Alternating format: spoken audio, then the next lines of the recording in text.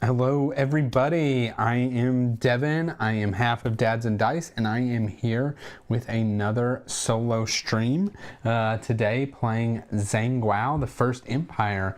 Pat, look at you jumping right in. Another one, that's right, back to back, me and Paul. Didn't really plan it, just kind of happened that way. Paul had some time, wanted to play... Wouldn't he Planet Unknown? And so, yeah, he did that last night, and I'm here for my usual. I guess we didn't get enough gaming in at BGG Con, so, you know, we just want to squeeze in a little more. But I'm excited to be back to my Wednesday night solo here. Pat, where in the world are you tonight? But yeah, so I'm going to be playing Zhangou, the First Empire. This is a... I guess action selection type of game. BGG is why y'all wanted to game more. Yeah, exactly. Being at BGG Con, we played, I think we played right around 30 games. I don't remember exactly how many we did. But I got home that night and I asked my wife if she wanted to play a game because I was just still in the mood to game. Sick kids, no fun.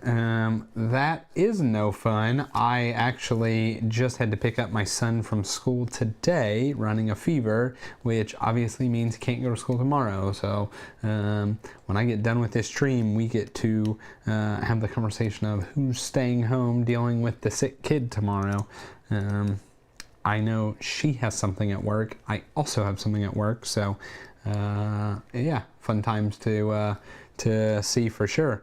But yeah, sorry that you're at home dealing with a sick kid. The bright side, Pat, you get a little bit of that codependency time while you're at home. Ken, welcome. Yep, you joined it. And Michael, you're joining the beginning as well. But yeah, so going to be playing some Zhangou tonight. Honestly, I don't know if this is a big... known game. I know Paul and I know about this game, and we both very much enjoy this game, but I'm not sure how known it is. I realize as I'm looking at the board, have one thing I forgot to put out. But yeah, we both really enjoy this game quite a bit. We just don't get to play it all too often because we're playing, you know, a million different things. Wife has been working double, so oh yeah, so yeah, you are the at-home duty for sure. Let's see, this is here, this is here. Sorry, give me a second, I forgot to shuffle some of these little bonus things in. Make sure I've got the right amount. I'm sorry. But anyway, yeah, I'll switch it over so you can see what I'm doing. Oh, by the way, I hope the shell video is also live streamed so we can ask questions. So, I did the wrong one. There we go. Ken, that is what I think would be best, is to do a live stream of it and just start, you know, in one corner that y'all never see, work your way over to this side that you can never see over here. I think that would be best, but really it just kind of depends. Shuffle the two, blank with three. Okay, so I need the blank guys. This one. This one. Sorry, I thought I had everything set up, didn't. But yeah, so I think it'd be best that way you guys could see, you guys could say, oh, what is that game, right? Because I think I have roughly, it's not exact, because I really have never cared to take the time, but I think I have somewhere around, what is this? Oh, that's a starting pile choice. Take a couple of those as well. Somewhere around 300 games, so it's not like we can make a video that we get to show every single game. So if we did it that way where it's live, right, you get to a section like, you know, where I got all my Marvel games sitting, right? Ken, I know you like Marvel.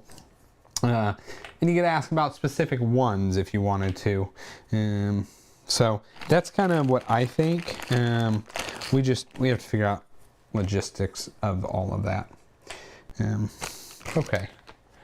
Now I have everything set up. So yeah, so this is Zhangou. So it is sort of an action selection game. I got a hand of 6 cards, and there's really 6 main actions that you can do on the game. A lot of it I think is best if I just teach as I go. But this takes place in China during, I assume, the First Empire. And you are trying to unify China in, I think it's writing, currency, and mathematics. Or maybe it was writing, mathematics, and economy. I can't really remember what they exactly are called off the top of my head. And so you're going to be doing things like ultimately trying to build sections of the wall up here, getting end game victory point conditions. You are going to be building palaces in certain regions. You're going to be promoting governors, right? And so we'll be building some unrest as we go, and governors clear the unrest in areas. You'll be searching for the elixir of life down this little not river, I guess it's into the ocean, not sure. And then you'll be putting out various types of officials. This is my player board, so various types of officials, or recruiting some just good old regular workers. Yeah, so we'll be doing those 6 actions. It has an interesting mechanic where the cards are all numbered, and so right, the green back here is 81 through 120, the black back is 41 through 80, and the white back is 1 through 40. And if you let's say that it'd be face up, right? I have 96 there. If I'm wanting to do one of these actions, I can play any card, does not have to be lower. But if I played one that's lower, I get to trigger some bonuses, right? So if I play one that's lower for this side, trigger bonuses, play one that's higher for this side, trigger bonuses. And if you don't trigger bonuses, or you don't want to, you can always just move these officials from region to region. The bot plays pretty dang quick. He has his own little deck of cards here. I am playing on, there are 3 or 4 difficulties of this bot, so I'm playing on number 3. They don't rank it like easy, medium hard, extreme, or anything. It's just 1, 2, and 3. So I'm playing on number 3. It tells you which cards to place in, which is going to be what he's kind of focusing on doing. It gives his scoring condition here, and then his starting stuff, which I realize I messed up because he gets 2 of these little things here. Yeah, so I think and it tells he is starting 2nd player, so I'm starting single player. Yeah, but here's the flow. You draw cards. You play cards, and then you do this unification. So the different actions we're going to be doing are going to give us these unification tokens, and at the end we assess who has the most in each of the 3 aspects, and whoever does gets a little bonus, as well as it determines player order. And that's it. That is the game. So things to think about. So this is kind of my starting hand here. I got them all shuffled, but so I can tuck cards, up to 3 cards in each region. And every time I tuck a card, if it's the first card I tuck, I take 1, whatever color it is, I take 1 of the unification tokens, the second card or the third card. But as you tuck more cards, you'll begin to build unrest in the area. So I can think about different things that I want to do in this game based off kind of what my starting hand is, right? So I could tuck these, and building palaces lets me do some stuff. Now, unfortunately, it does not let me get anything. Both of these involve moving stuff that's already out on the board. So may not lean toward that right now, because first round I have to put stuff. I don't start with anything. Actually, I do start with something. So this is, I pick one of these as, and they're dang near the same. So no matter which one I pick, I get a red guy in Chu, and then I either get some unrest in Kui or some unrest in Wei. Looking at these, Kui does not have any major benefits to it, so maybe I say I don't care about that, or maybe I say Wei because I'll want to, build governors to get some victory points there. Let's look at what the first round bonuses are. So difference is black or white, and they're very marginally different. Getting different types of people. We're just going to take this one here. We're going to take an unrest in Wei, and then we are going to, I'm going to put mine here, get one of the green and one of the white unification tokens on that complete setup. So, and you almost always, I actually think you always start with one of these guys in Chu. Excuse me, depending on what your starting card is, but I think they always have that, and then they will have other benefits. So let's see. So so like it'd be nice to double dip for that, but those don't really help me. I like this, so when I do the get workers action, I get some benefits there. Both these can be good. This gives me more of these tokens, so better chance of winning areas. This one lets me move officials.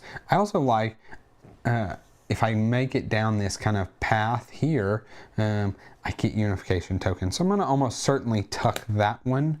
And so I can look and like I'm kind of rewarded for tucking white into Kui. I am rewarded for tucking green into Zhao. That's about it. And there's a couple spots that are going to reward blue.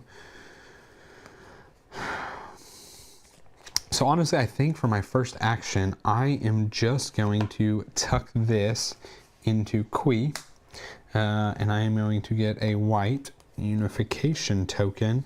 And that's it. That's as simple as my turn is. So it's either tucking a card or it's playing it here. First card, you're beating X, so you beat it either way you want to do it. Man, sorry, I have a cough. And then it's over to them, and their turns, oh, I need to shuffle up their little starting deck here. Their turns, I think, are pretty buttery smooth.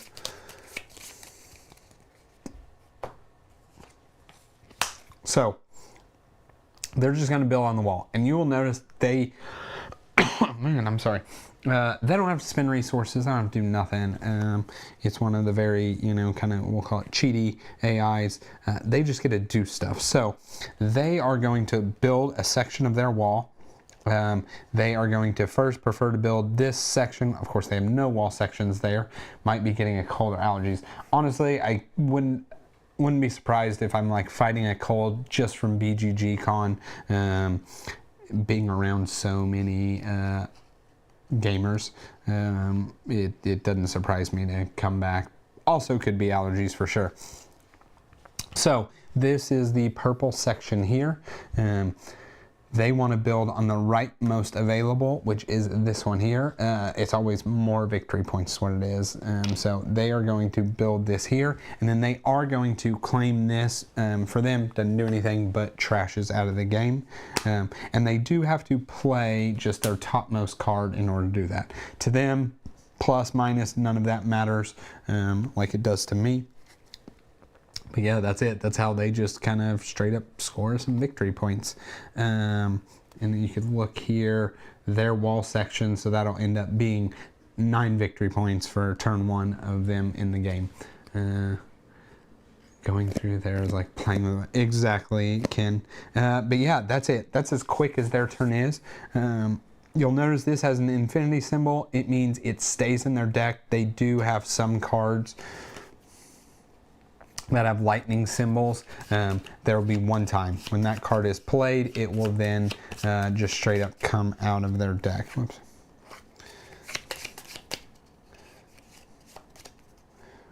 Okay, that's it. So here's where, like, if I wanted to travel downriver right now,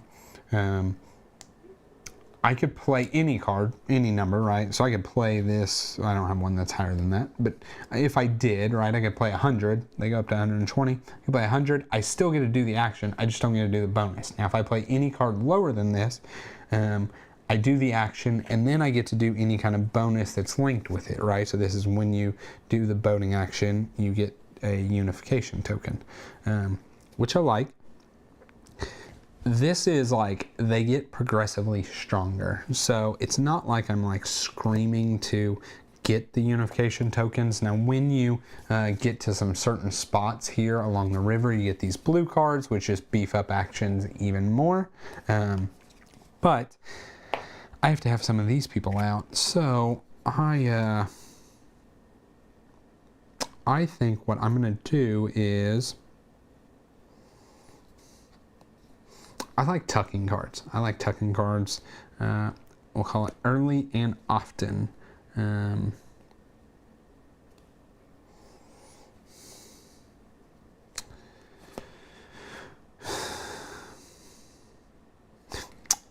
also like this one. When I make people, or, you know, hire the officials, I can knock down unrest. So it means tucking cards is even better. So I'm like thinking, what am I actually going to do this turn? It's probably going to be very little point wise. I might just tuck this. It's like really hoping to be able to build here. From what I found of the AI, they like claim all of these bonus spots relatively quickly. So that's something else to think about. What I think I'm going to do is I'm going to tuck this into Zhangou. So when I take workers, which I will need workers in order to either build wall sections or build palaces. So when I take workers, I can take an unrest here in order to get a couple tokens. I like getting tokens. I like winning these awards. So I'm going to set myself up to win some of the bigger ones. I actually don't care as much about the first couple. While yes, it's nice that it's free stuff. Just don't care all that much. So that's it for my turn. So over to them. They're going to flip this. Now they're going to build a wall section again, and this time it is a lightning bolt, so this card will go away. I'm just going to throw this up here for them. And then they are going to build on the orange and to the rightmost. So the orange is this one. They are going to go there. And again, they're going to take this. I've also found when playing the AI, I never get these bonuses quick, right? Like, for me to build a wall section is a lot of work. You have to have people in multiple, or workers in multiple different regions. It's not an easy task. They usually like claim that kind of stuff up. So that is going to be, what is it, another 7 points. They're going to be at 16 points at the end of the game, and I'm at a 0. But yeah, that's all they do. They played their card. Back over to me. So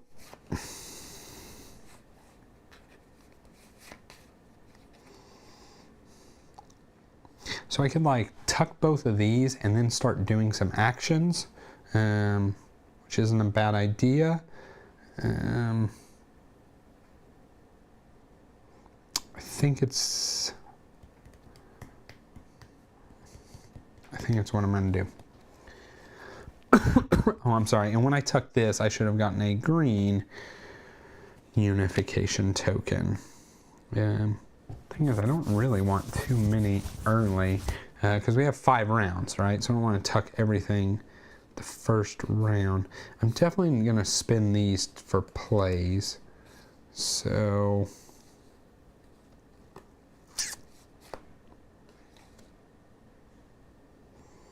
I'm going to go ahead and tuck this here.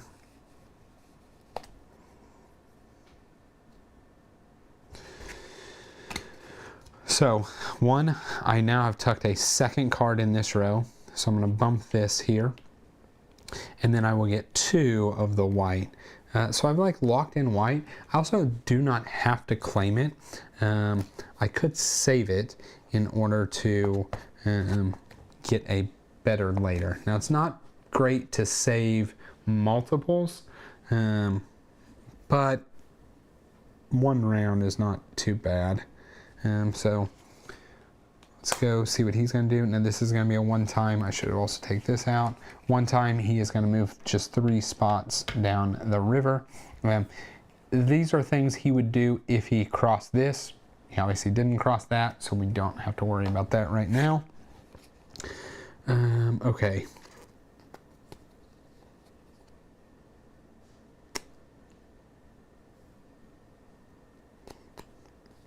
What I think I'm going to do is recruit a person. So I want to play a card lower so we get the bonus. Lower than a 38. I don't have a card lower than a 38. He also was supposed to play a card. I knew I was going to because he had to play. Yeah, that was his third action. Yeah. I knew he was having to play a green card, and I knew green cards are numbered 81 through 120. So I'm going to play this one, 66. I'm going to do this recruit a person. I'm going to recruit, I think these are alchemist. Alchemist in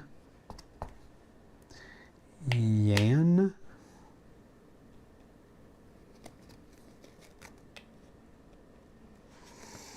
What I'm looking at is, like, I get a bonus for tucking blue cards here or blue cards here.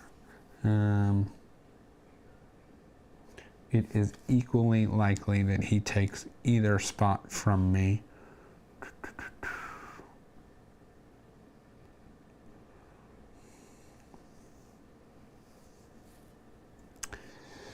I'm going to put it in way.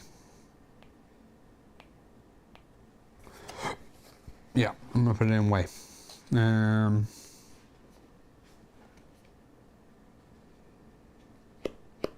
Final answer. Okay.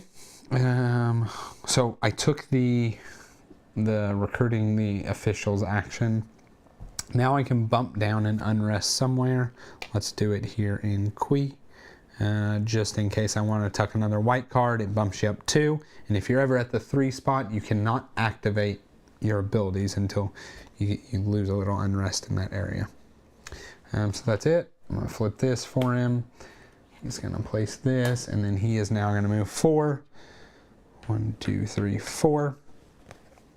And then now he did cross one of these little markers here. So what we're going to do is we're going to look and see, does he have 0 people over at the entrance of the museum, building the terracotta army over here? And he doesn't. He has people. So instead, he is going to place a blue card, and it doesn't matter which one he does, into Chew. So this is equivalent to him tucking cards. They're no effect to him. He will always tuck whatever the round is. That is how far he can tuck cards. So right now he can only tuck cards into this, and he will fill up this until he keeps going. But yeah, that's it. I'm positive that is how it works. Oh yeah, and then if he couldn't tuck, he would do this. Okay. So I know he's got a low number. So it doesn't matter what card I have. I can do this and get some benefits. So I'm like thinking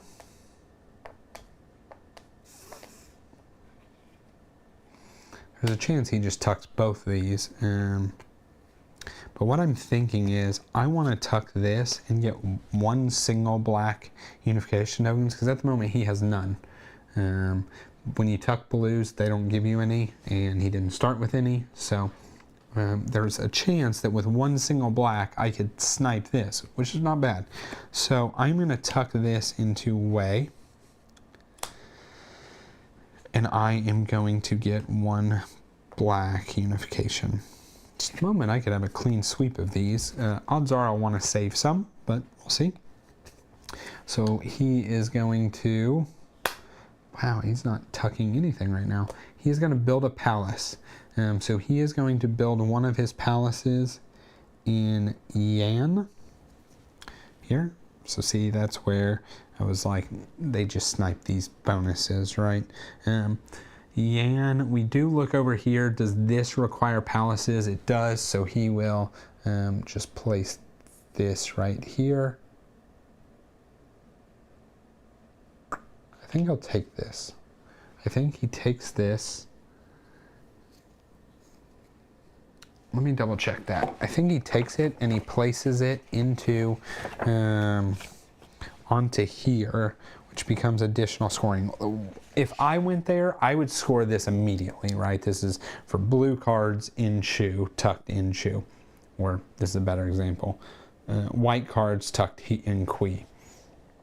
I would score it immediately. I believe he places it and then scores it at the end of the game. Remove it, place it on the board in the corresponding region. Okay, so yeah, he is going to put it in the region, so Yan. So he is going to place it right in Yan.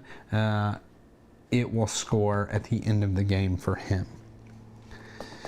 And he gets 6 points whenever he builds. We actually all get 6 points whenever he builds a palace. And then he is going to take this green unification token, which is, these are temporary, these are permanent, so he has this 2 for this round. Just kind of fine. Yeah, kind of fun. Okay, I am going to use this card in order to recruit workers. So you can only recruit workers where you got a red guy. I started with a red guy here. So I'm going to recruit 2 here. And then a part of the action, you're going to get some unrest in that zone. And then I have a couple of things here where...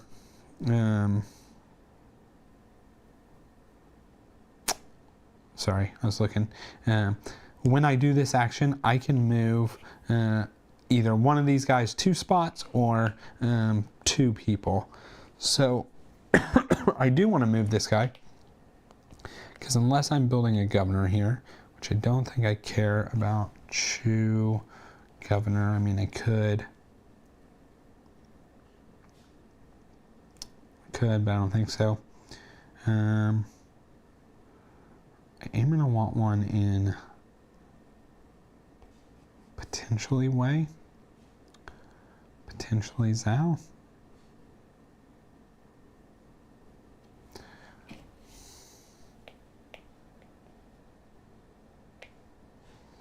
I might put it here.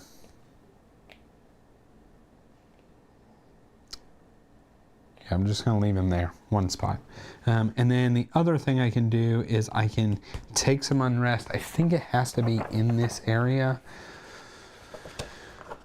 This game doesn't have a ton of niche rules, but I'm coming across them.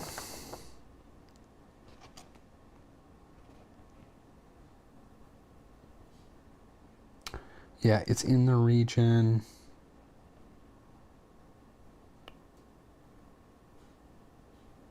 It's definitely in the region where the card is. I'm like so certain of that. Increase level of unrest by 1 in the region of the card. Yeah. So it'll be in this region. This goes up by 1, and I get a green. Oh, I forgot I was getting a black that way. I'm like really winning out this first round when everything is weak. Okay, over to him. I've played all of my cards this turn. It's gonna be him. He should have played this on his last turn. He is going to tuck a card. So he's going to tuck this card.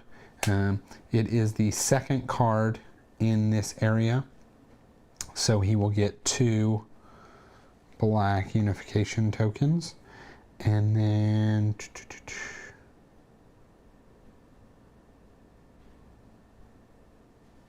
oh, and if he couldn't tuck, he'd play the card up there, get 1 of each. Got it. So that is it. That's the first round of the game. So now what we do is, so we drew our cards, we played our cards, now we do unification reward. So we're here and we're going to look at this unification reward. And basically whoever has the most black unification tokens claims it. And then ties are broke by turn order or by who is not on the board yet. Yeah. So I really have the chance to technically win all of these, which is not a bad deal. I think I want to win. So I could win this black. I could pass on the green. I'm going to win the black here. So I'm going to spin 2. I'm going to claim this, and I get 2 architects in Chu here. So architects help you build palaces, as well as if you have 1 of each. So if I get 1 of these guys moved over, then I can instate a governor in Wei. So yeah, I'm going to place that there. And then when it comes to the green, if I don't spend all 3, he will get it with this. So I am going to spend all 3. Really, I'm just going to try and stifle him, I think. And I get a worker anywhere.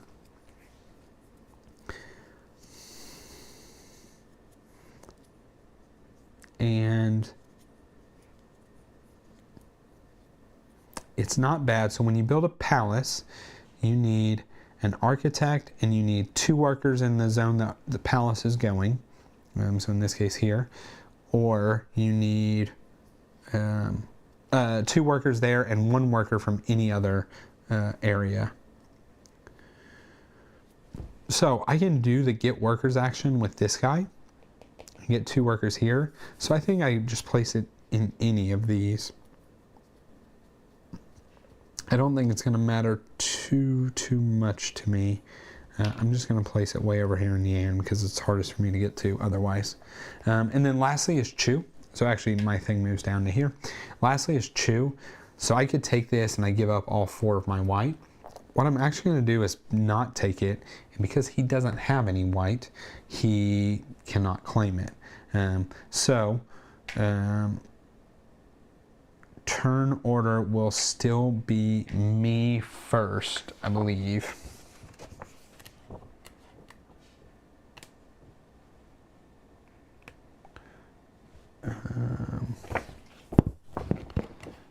After all aspects, check, move all turn markers still on the turn order track to the top. Oh, no.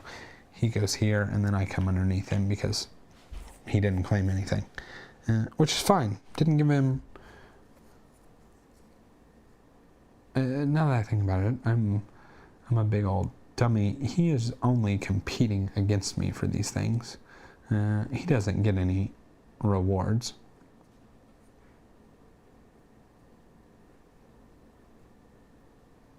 But I think I'm okay with what I did, for sure. So then we have the chance to, it's broke down right here. So we did the rewards. You can turn in 3 things to put one of your terracotta guys up into the entrance. He will always do this. He will always spend the temporary first.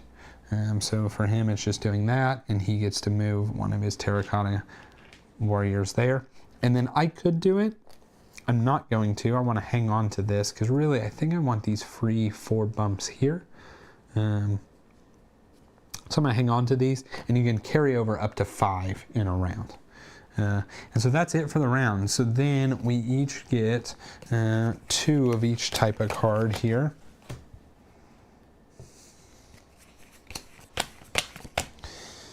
And then it will be round 2 with him first.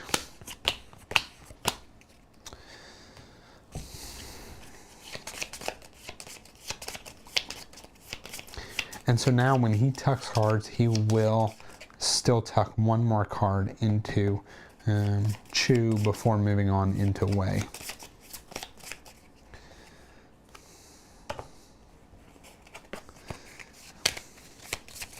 Yeah, that's the game. Do that 4 more rounds.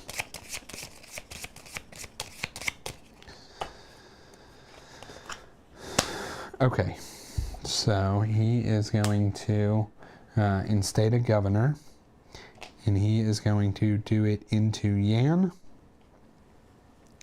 If Yan, so Yan does not require a governor, so he's actually not going to do it in Yan. He's going to then go to Kui. Here, Kui does require, because he's trying to complete these, they're victory points. He will claim the bonus, so that's it. And at the end of the game, there is area control for, it's 10 points for having the most governors in an area. So he is racking up his end game. Okay. So this is neat. When I move an extra, and when I move, I get a token. And because I'm at the start of the track, extra is good, and there's only really bonuses here. So I might tuck this.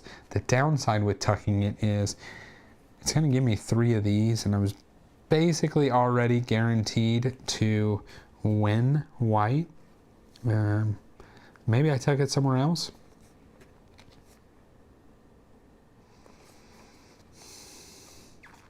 So I like doing that. I could get my getting people better.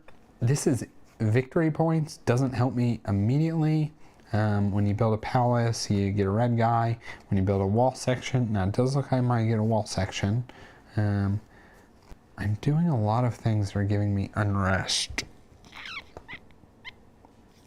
What I think I might do, though, is build a wall section, and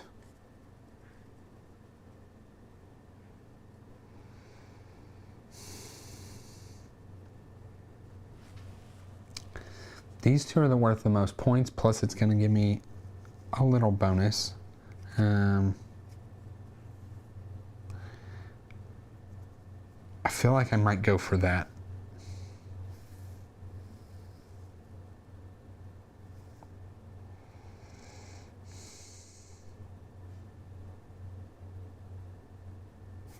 Yeah.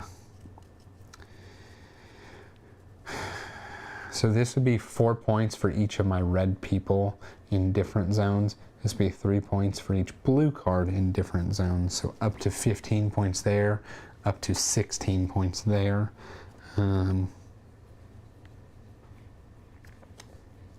Blue cards are nice to fill like the lower spots, because then you get more for the colored things and more of the unification tokens.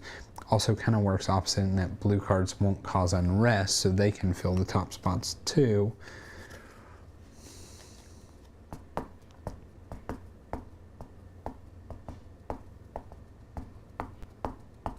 Yeah, I'm gonna do it. I want to play something higher than a 97. I have a 111. Was I going to tuck this? I don't think I was going to tuck this. I don't care so much about green. I would like to win black if possible. I would also like this. Oh, I should see what that does. I think that is, here it is.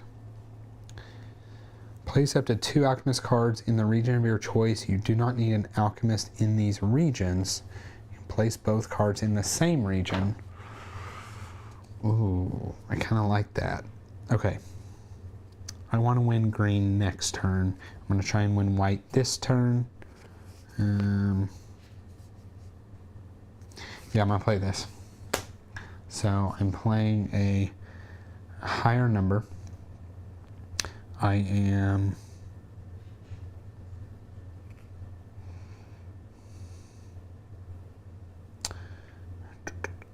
I'm gonna like keep tanking Zhao if I'm not careful. I'm playing a higher number. I'm gonna get 2 workers. Oh, and way. 2 workers and way. I'm gonna bump this up to get a black and a green. And then I am gonna move one of these guys here. So now I can and put a governor out, and I will help with some of the unrest in Wei. I think I'm going to do that, and then that would also leave me where I could build a wall section, potentially build a palace. Building a palace, man, Wei needs 2 governors, but it's worth 9 points. Okay, let's see here. Let's see what they're doing. So they are going to tuck.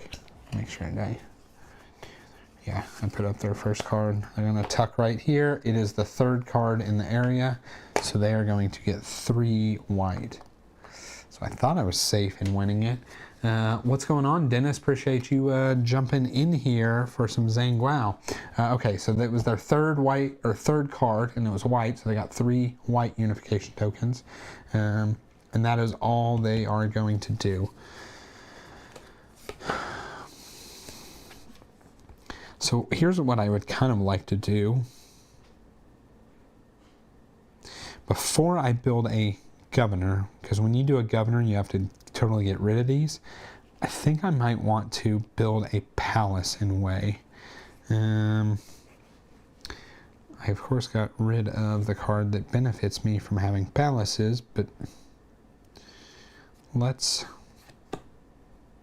tuck this.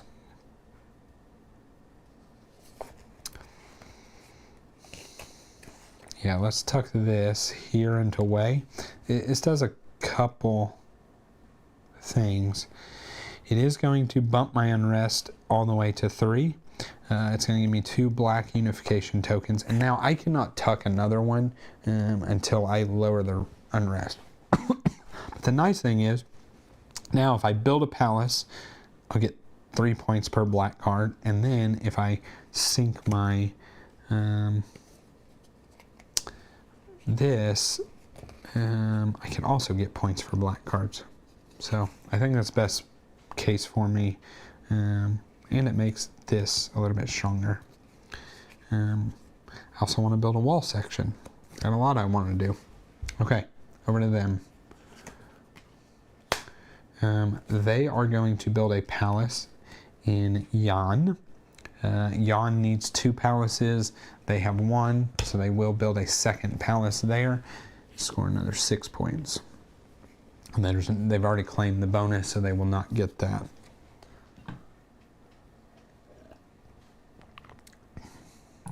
Dennis, what are you up to tonight? Besides, of course, watching yours truly. Okay, so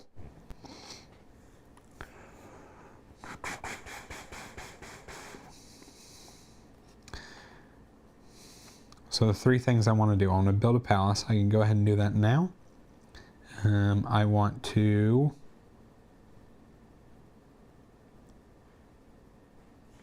build a palace. I want to claim a wall section, but I'm overall a worker short to do that. Let's build a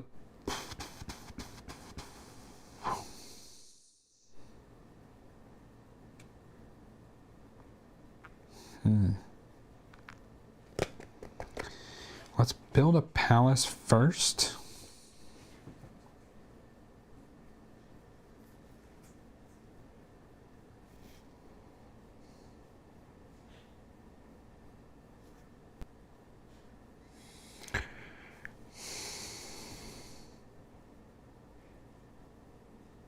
Sorry, I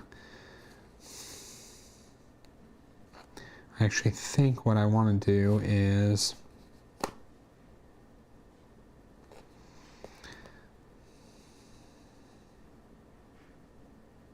I build a palace.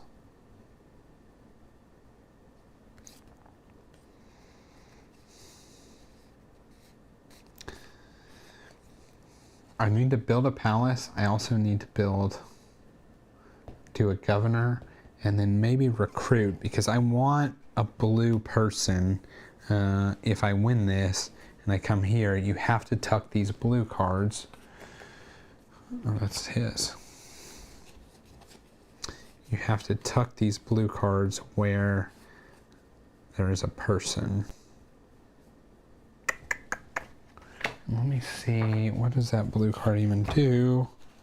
Maybe I don't care as much as I think I should.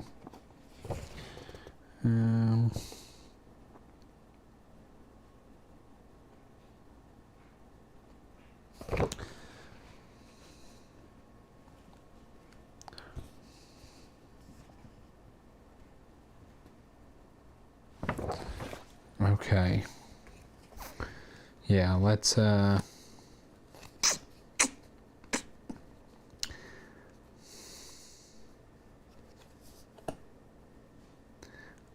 just gonna build a palace first.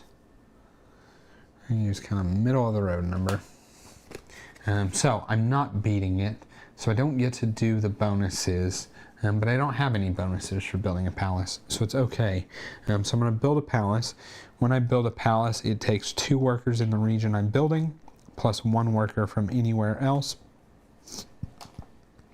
And then I build the palace in that region. I score 3 points per black card in that region, so that's going to be 6 points, plus it's 6 to build the palace. So look at that, I've tied him.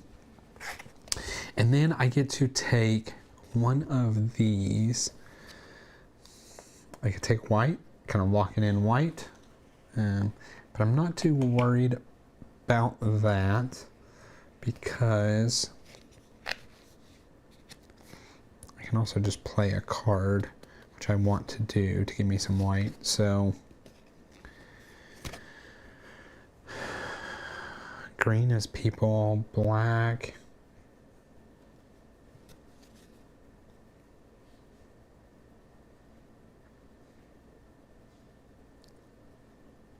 I want to win green next turn, so I'm going to take black because I don't want to spin this. I'm going to try and build up to have green next turn, though I'm not tucking any green cards now. Okay, so I'm going to take that over to him. Yeah, he's done 3 turns. This is turn 4. Okay, so he is going to place a white card there and get 1 white. So we're tied.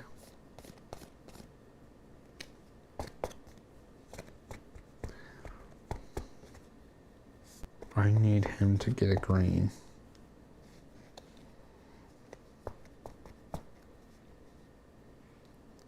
Okay, we'll figure it out. Now I want to recruit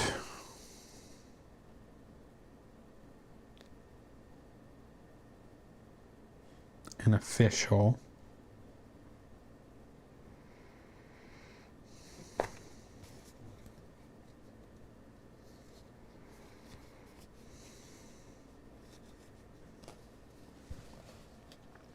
So it's looking like I might do way.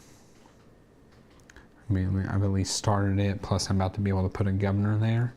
And it is 9 points, right?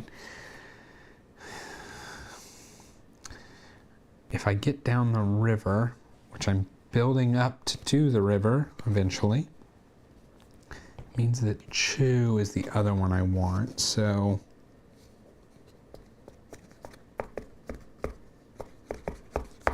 I'm going to recruit an official. I'm going to use a lower card, so 35.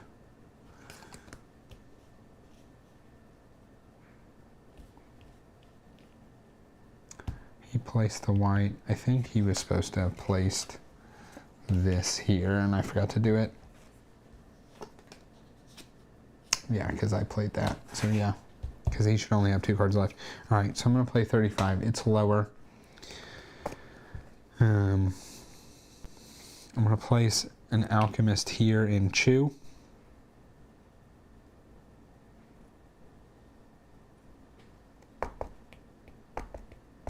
Yep, here in Chu. I place an alchemist. I can move an unrest anywhere. Let's do Zhao. And then I get 1 point for, I think it's each of my palaces.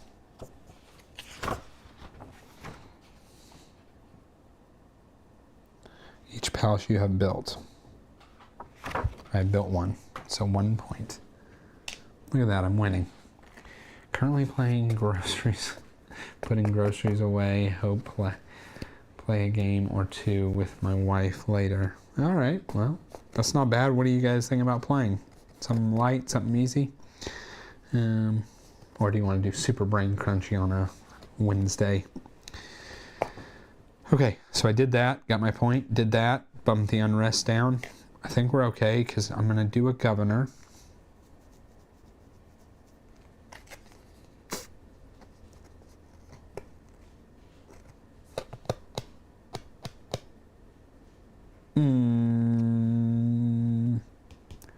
I don't get the 1 point.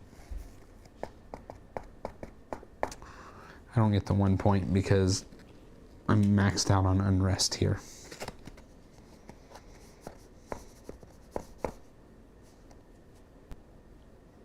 That's fine. I'll live with it. Okay, over to him. He is going to go down the river. 1, 2, 3, and 4. He does have plenty of terracotta people. Oh, and I'm sorry. At the end of his turn that he did this, he should have claimed this. He has plenty of terracotta people, so he is just going to play a blue card into this region.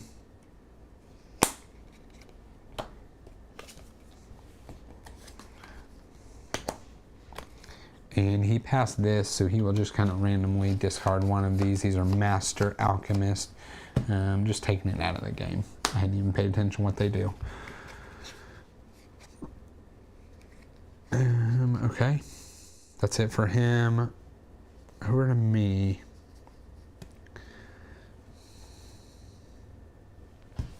He has a black card. So no matter what he does, we will tie at white. I'm going to tuck this.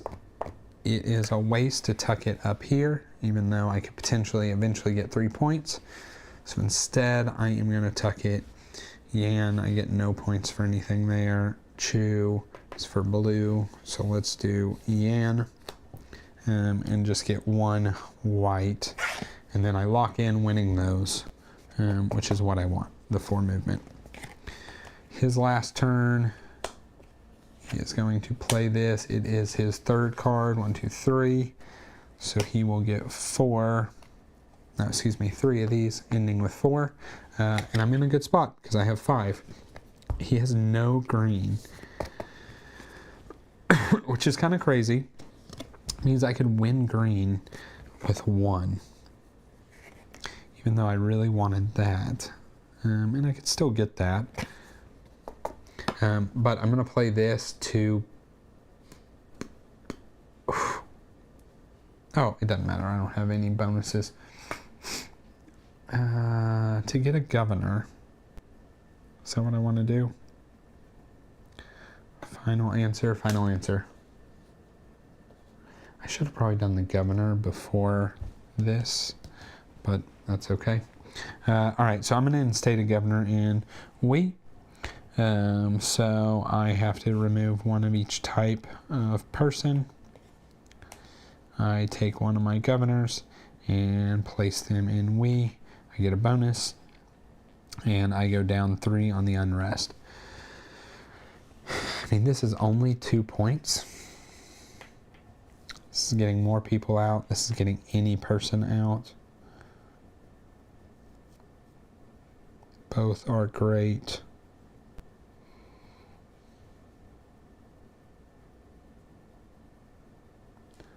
Two people out in any region. Thing is, I don't have architects to get out right now.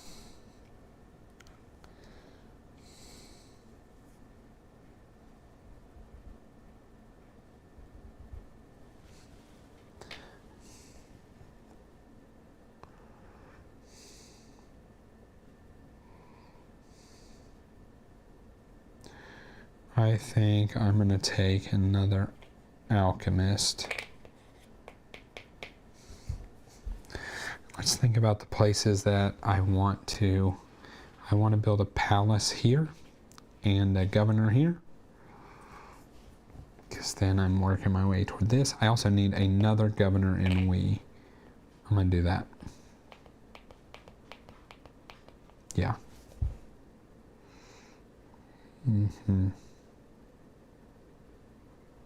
Yep, I'm good with that. Okay.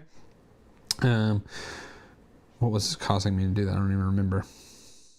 Oh, placing this right here. Yeah.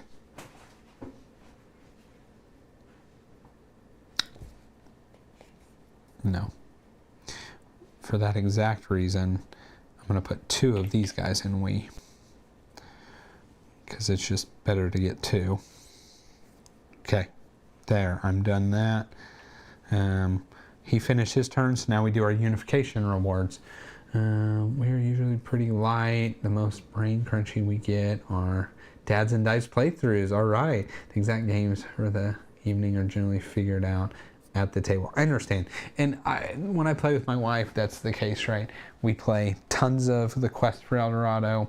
We play tons of wherever Quacks of Quedlinburg is sitting at the moment. Ticket to Ride. She really likes Dominion. Clank. Clank is like, I think, a great weight, because you still have strategy and stuff that you can do. But ultimately, it's pretty lighthearted and fun. Yeah, we play tons of that family stuff. So I definitely appreciate you jumping in here for the brain crunchy games. Every time I hear governor, I hear a small kid in accents. Would you like some tea, governor? I'm glad you hear it that way from me. Okay. We're going to go through the unification awards. And here, I think I'm doing pretty good. So, black. I win this because I say I'm doing good. He's going to stick a bunch of terracotta guys up there, which really points for him. But I'm using all my black to get 2 workers in Wei. Does mean I can build a wall section. Don't need another palace. Okay, I like it. Oh, not that. This. That was me. Next up, green. He has no green. I have 1 green. As much as I really want this, I'm going to figure out some other way to get it, because spending 1 green for the bonus is so worth it.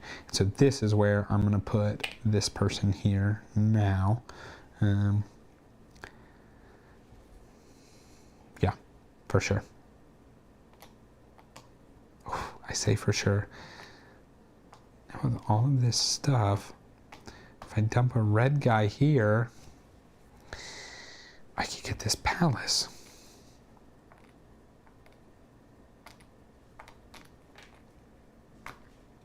And here I poo-pooed on this, although I would not have won white had I spent my white last time.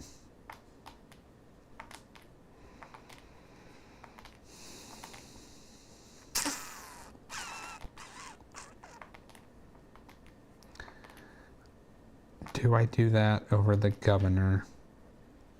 He is not close to claiming this. I might do that and get close to doing a palace.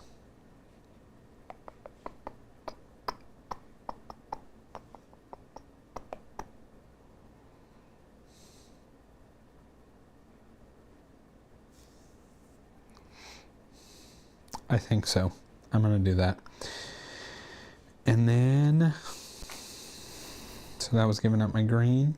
And then I have 5. He only has 4. Hopefully it's worth it for me to do this, but I'm going to spend the 5. Yeah, he can win this. I don't care. I'm going to spend the 5 to go 4. 1, 2, 3, 4, and I get to place one of my blue cards. I really like this. I also like when I do workers, lowering the unrest. So I would lower it where I'm at and somewhere else. And I know I'm going to get workers. Well, I'm sure I'm going to also get a person. I know for sure I'm going to get workers. So I'm going to do that. Yeah, so I had a clean sweep of that. So he will stay as first player. I will go to that. I have none of these. He has 1, 2, 3, 4, 5, 6, 7, 8. So he will be spending 6. I think it's supposed to be random. I don't know the order.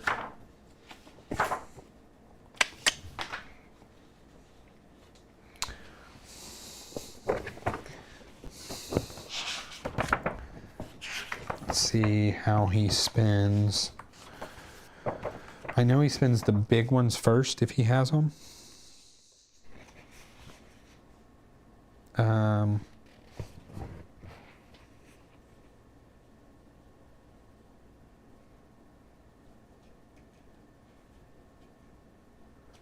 Which I screwed up. He built a palace. He should have had this. I should not have been able to claim the free person. Okay, we're good there. For sure.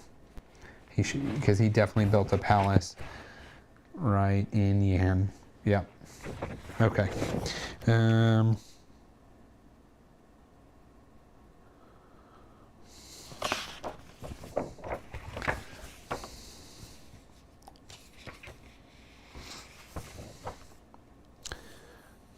Unification, so he wins. It's all unification. At the end of the phase, if he still has 3 or more unspent, he spends them, starting with the large unification and then the small tokens of the aspect he has the most in order to unlock his mini. So I got you. He spends it, which 1, 2, 4. He has 4 of each, so he will end with 1 of each. Makes sense. Okay. Almost cheated, but yeah, so when he built his palace, he was supposed to take this.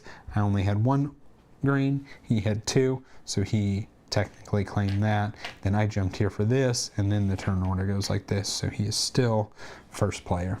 Okay, we're good. I don't know how I'm doing. So I still want to win green, because I really want to tuck, like as you can see, the blue ones just give you good stuff, 1. 2, I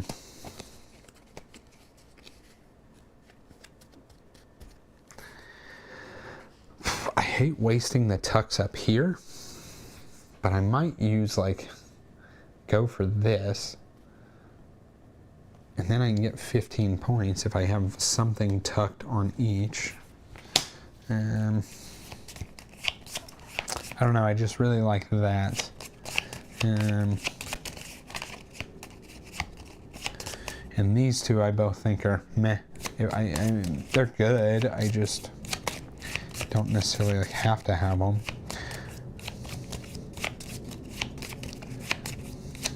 So this is claiming a wall section. Build a wall for free.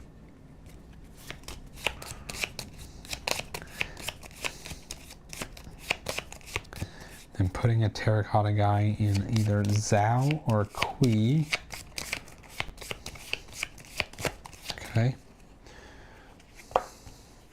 Yeah, they just get better as you go. So it makes it where you really want to have these top spots free to just tuck 1, getting 3 white, right? It's like right now I'm playing from behind on black and white, but I'm also okay with that. I am totally okay with him winning black and white right now so that he spins it and then I can do these things. So this is unlocking 2 more, which is okay. I should be able to unlock quite a few if I get free tucks here.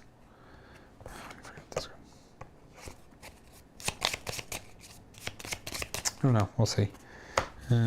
Okay. It is him first, though. So he is going to build a wall section, starting with pink, starting with the rightmost. He can't have two in the same one. So he just takes that guy there. He would take this, but he's already taken it. So he's taken all the good wall sections, which is also why, like, I guess blue is what I should focus on. Now, something is going to happen here in that he now has two of those, and where is it? Yeah, the pink. So he gets this right here. And actually, he should get these victory points right away. So another 14 victory points to him. 26. Okay. Well, so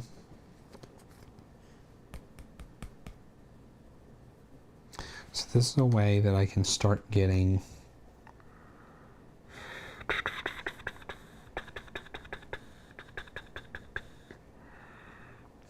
I want to do some moving this turn, so I'm like leaning toward tucking this. Ooh, look at this. If I tuck this here and then I move this turn, kind of two things happen. One, I just move my ship. I get to tuck another blue card here. And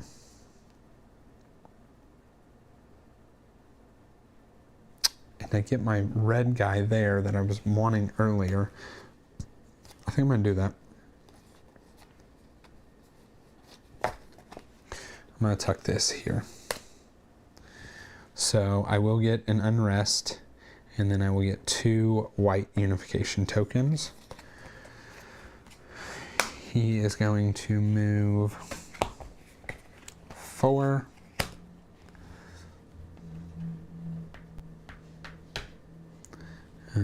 He passed another one of these. He still has people here, so instead he will tuck 2 blue right here. Now, this is kind of nice because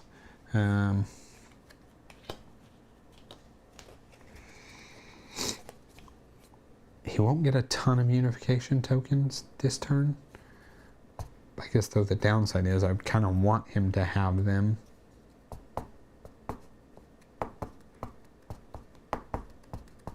It is what it is. Okay.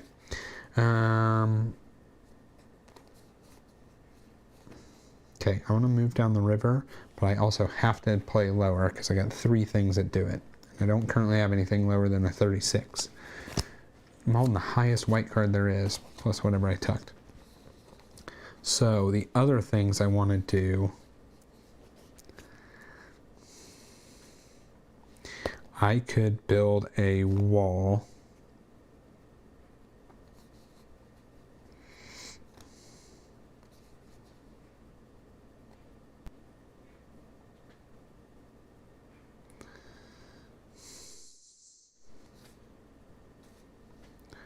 Can't recruit people. I could build a wall section.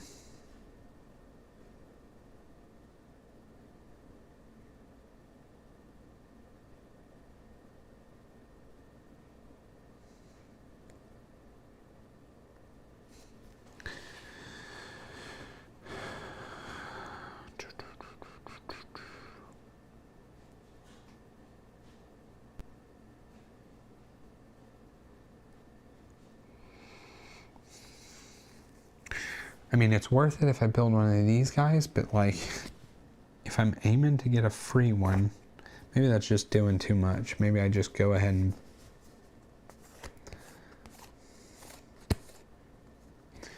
build one now.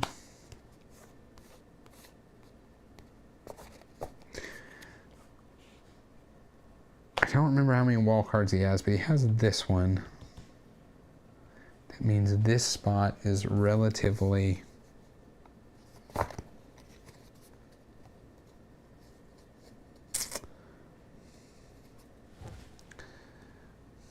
I don't need another palace in chew. Okay, it's either that or I tuck and wait till he plays this green card, which I guarantee have less than. So if I do that,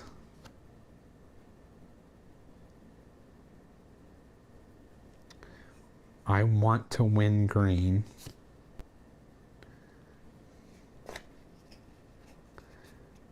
And I think I'm going to build a palace this turn. So let's do this.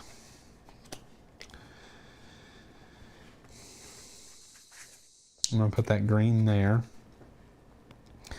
This goes up by 2. And then I get 3 green.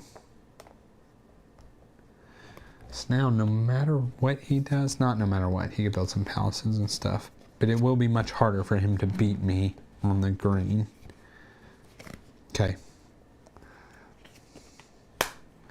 He is going to build a palace. He's looking at Yan first. We know Yan is already complete there. Next we look at Kui. Kui does want a palace. I say that it's a bummer because I had white cards, but I had no chance of taking that anyway. This is going to go to Kui here. And he will take the green. So that's not good. If he tucks the green card, no he can't. He's playing that. 1, 2, 3. Yep, that is correct. He should, now actually he has no way of beating me on green. So I'm guaranteed the green. He gets 6 points for the palace though. Okay, and now I want to play a card less than that. I want to play this one, and I am going to move 1, 2, 3, 4. So it's 3 plus 1. The first thing, I get a red guy here. The second thing, I get any color I want.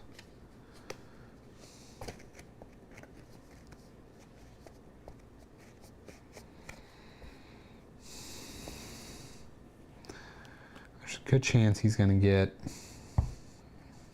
it depends. If the next one has him tuck a card, he gets white.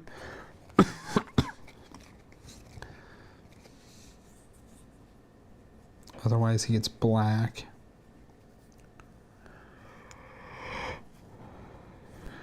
But again, it's somewhat okay if he takes these.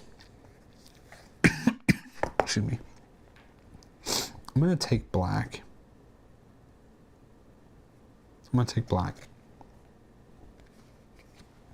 Okay. And that is from this here. And then I get to tuck a blue card. It has to be where I have an alchemist. Excuse me.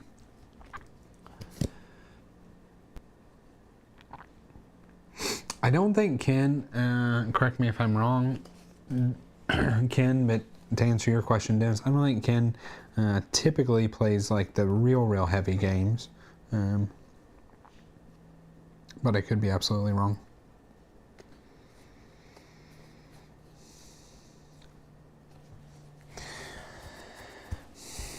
I recruit, I get a worker.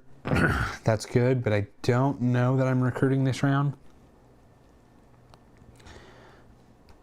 I do a governor.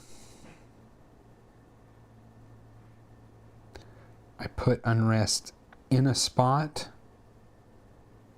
but get 2 tokens. I like that because I think I'm going to do a governor this round. Let's see, I gotta take workers, palace, governor.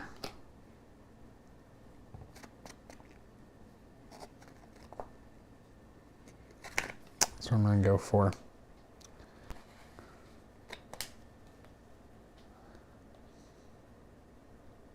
Okay. Over to them. I don't, it takes too much time. I know, I sit here forever.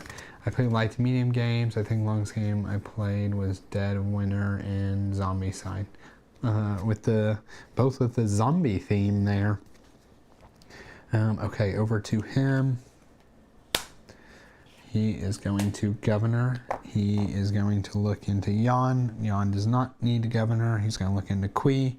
He has that. He should have claimed this. I forgot that. He's going to look at Zhao. Zhao needs the governors, so he will take that spot there. Okay. Okay, get people. So he has middle of the road cards. I need to get people. I need to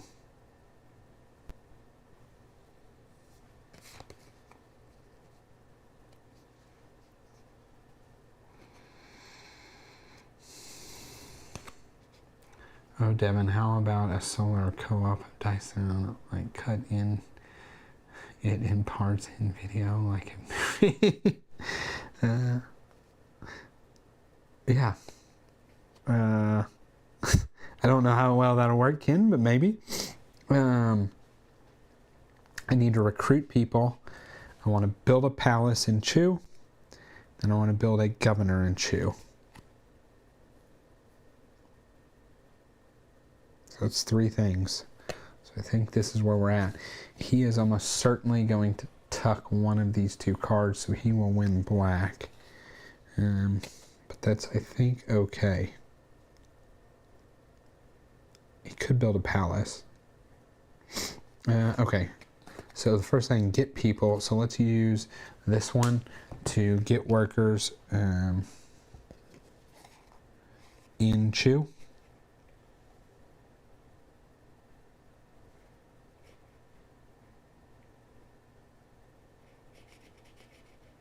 Oh, dang it. I don't know the order that I can do these in. Let's see if I can look real quick.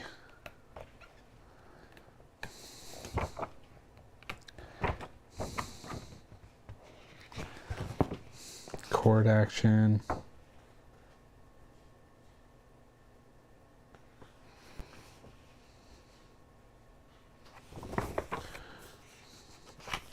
Court action. After performing the court action entirely, including bonus. After performing the court action entirely, so, well, I need to do this, so it doesn't matter. It's all right, so I'm gonna get workers here. What the unfortunate thing is, it bumps this up to where I cannot do this activation, and I wanted to because it's a way of reducing some unrest. I don't have a way around it. I can move. Do I care about Zhao?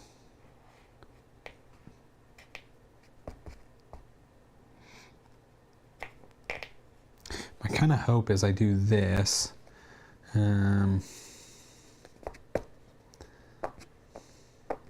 Potentially if I get these 2, I could then do this. So, oh, it's 10 points per row or column that you do. Zhao's the only other place that has a palace I could potentially score with. Not that that's a big deal.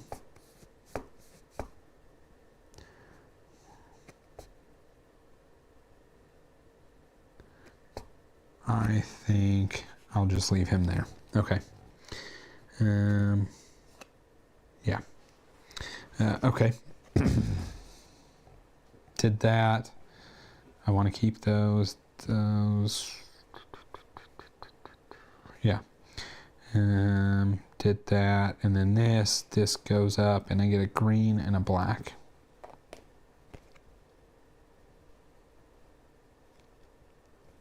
Do I care about that? Green is just making it better.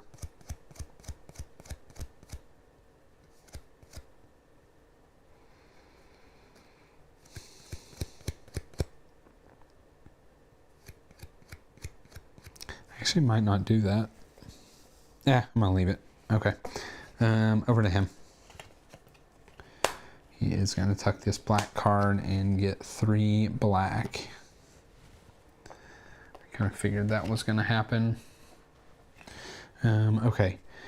I did my people. Now I want to do a palace.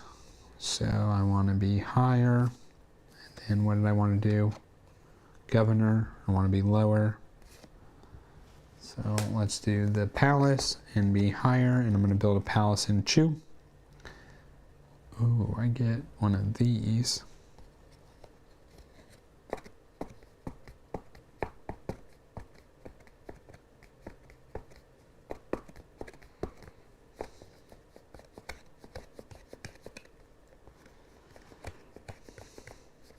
Do I use all of my things?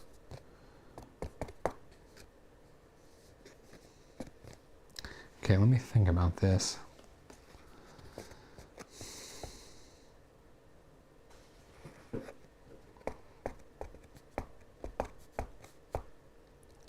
We're on round 3. So here's my thought. If I take black, if I take black, we're tying and he wins it. I could take another black tile.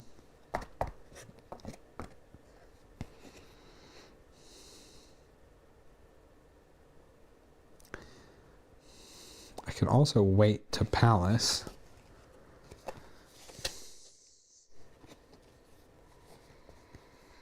I could build a wall section now.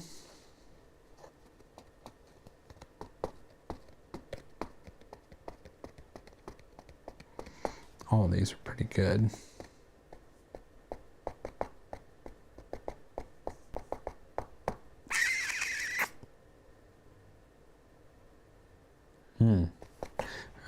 I might wait to palace solely because I don't really need either of these.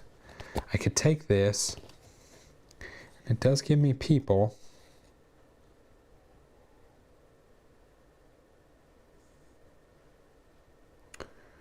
I do need people for more workers.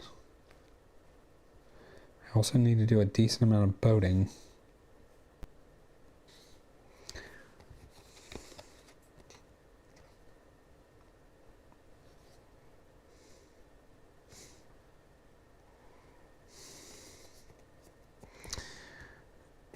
Yeah, you know what? Both these actions, I think I should wait until next turn.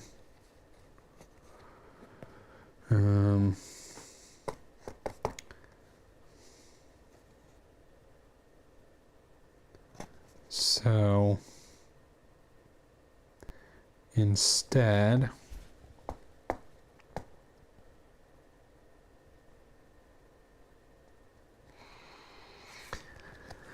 I could boat, but I need to be able to put my blue guy somewhere. So I could get an official. That's what I might do. I might get an official.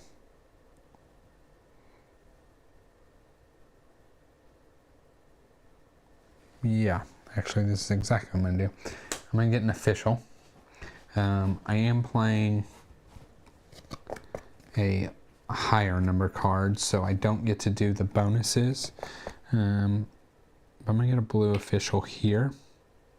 And then since I'm not getting that bonus, I get to do this where I can just move. So I'm going to move this person here.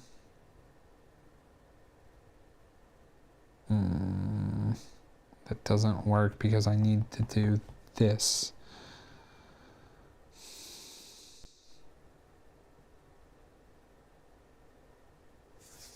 Dang it. That doesn't work.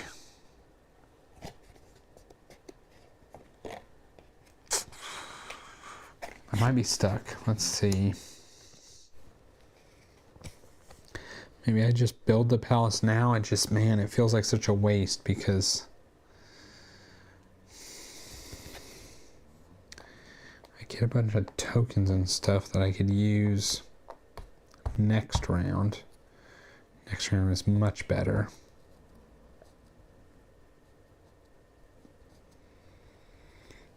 Maybe I do just build a wall section.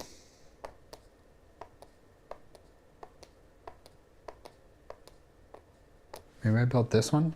It does look like it's going to be some points.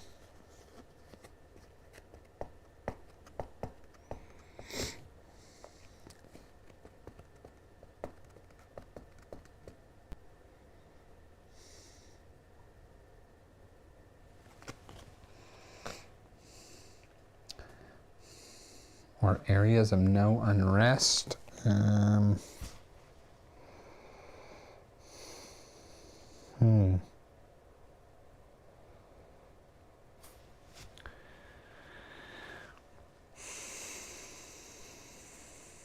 Man, I don't know. Also, if he builds a palace, it really hurts me.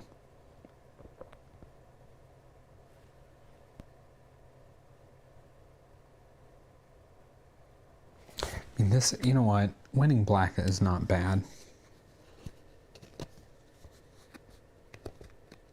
Okay, I'm gonna, sorry, I am gonna build a palace. So I'm gonna build a palace here. I'm gonna spend 2 of these guys and 1 of these to put this here in Chu.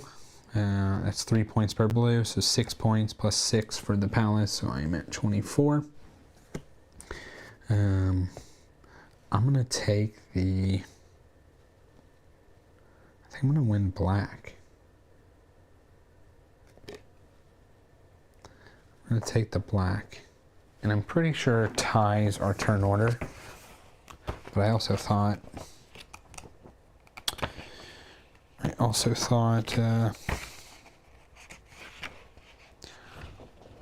turn order worked different.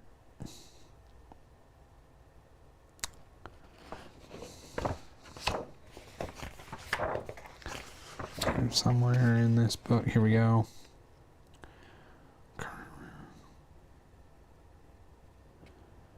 Add up the sums. The player with the highest value.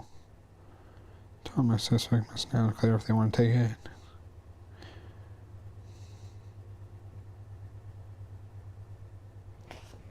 To accept it, take the full, they accept it, move theirs.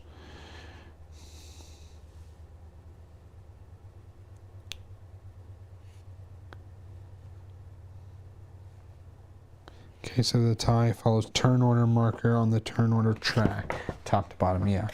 So I'm gonna take a black. Oh, you know what? They should have 2 more people out. I forgot to give them their 2 people when they turn in workers. I'm gonna take a black from this, building a palace, so I will win this. I think that's what's best for me. We're gonna hope. Okay. That is it for me. That was a long one, sorry. Found or played. Yes, Long Night, that's the version we own. Dennis, what all, and I feel like I might have asked you this before, but what all does Long Night add? I've only ever played the base Dead of Winter. Okay, they would tuck this. This is not good. This is okay. They would tuck this, but because they already have 3 cards tucked, they just discard it instead, and they get 1 of each token. And now I am going to build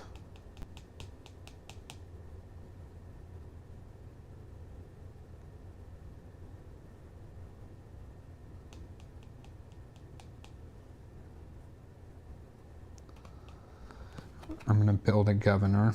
Oops. Here.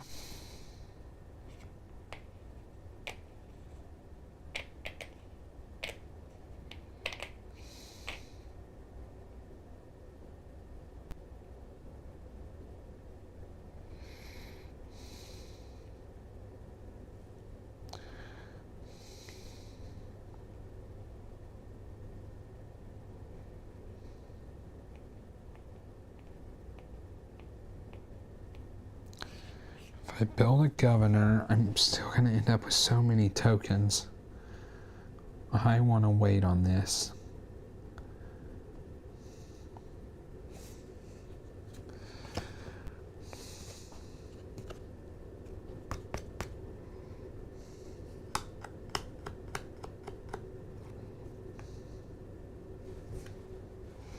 I'm going to win black.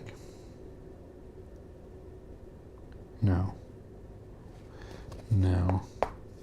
He now has one black.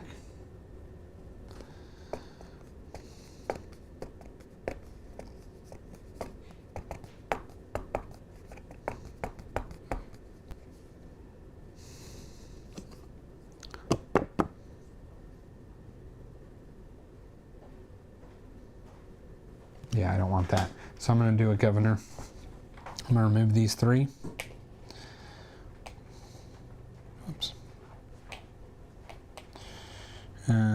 This goes here. And then I get a governor in Chu, which means I get a person. I think I want blue right here. Yeah. And then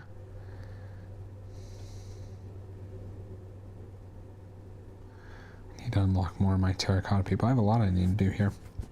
I did the governor, so now I'm going to get an unrest here.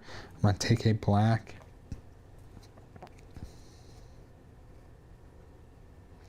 And a white.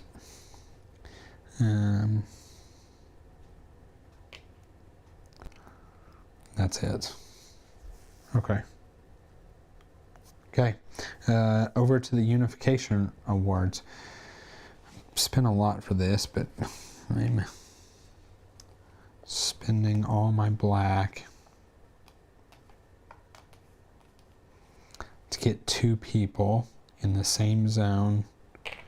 I'm going to do this. Yeah.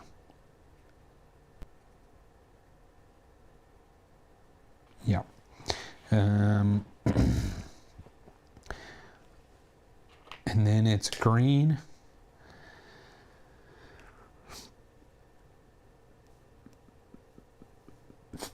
I think I'm committed. I'm gonna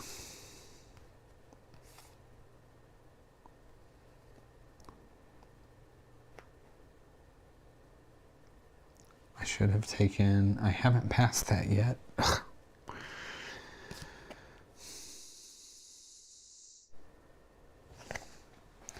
Just gonna put 1 of these in each.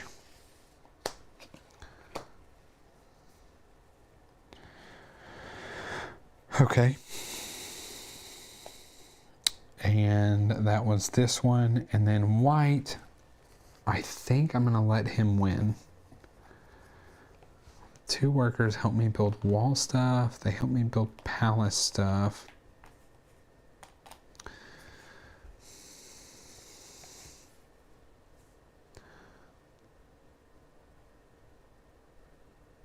I don't think I want that though.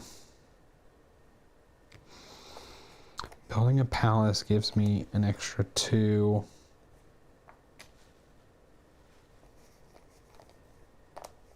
Whatevers.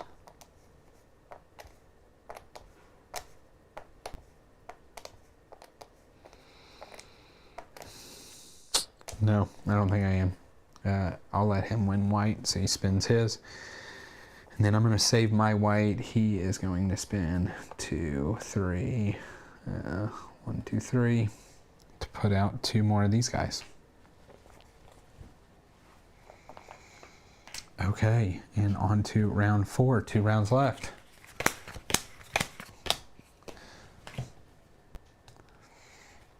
It added human raiders and other human groups as an enemy. It's like Walking Dead. Okay.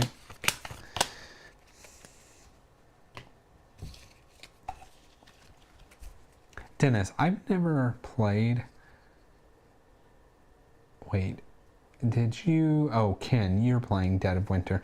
Who do you play that with, Ken? Do you play with multiple people, or is that? Because I've only ever played with multiple people. Can you play that one with 2 people? Look at all these things that I have that affect boat movement.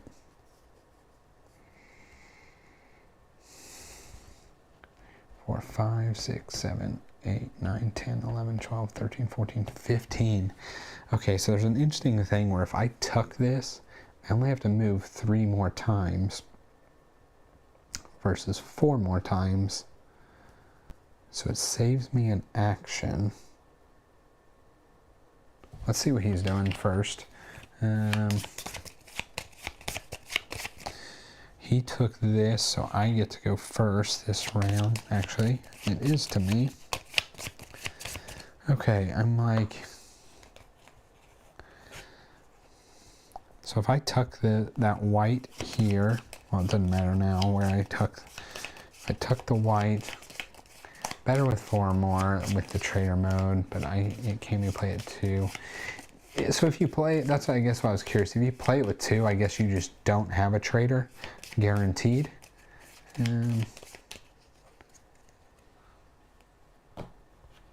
That's kind of more or less what I was curious about. Okay, so I'm at a tad bit of a crossroads in that I filled up my board, right? So like, while I can tuck 3 more things for 3 big tucks, getting 3 tokens, that's it. I'm kind of peaked out on my tokens. And these are good ones to have.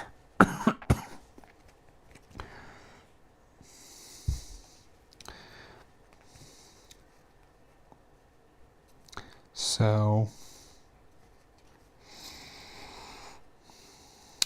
black is like good. Doesn't have to be. I don't have to do black. I can unlock some terracotta guys here. Guess I could have done that last turn. I didn't think about that.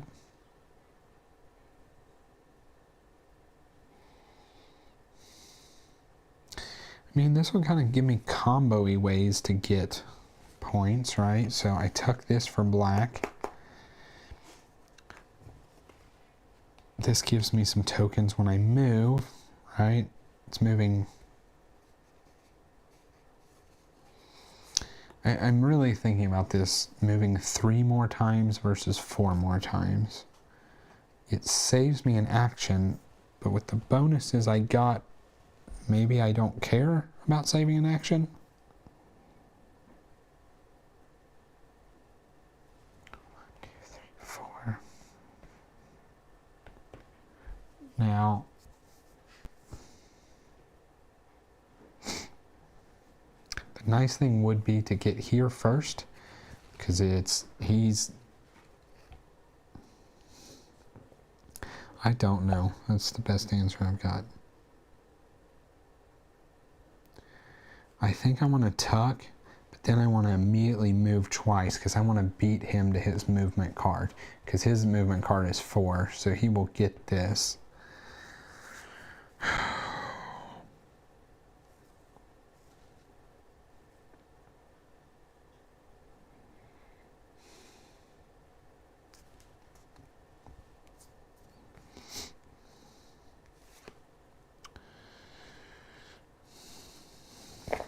We're going to do it.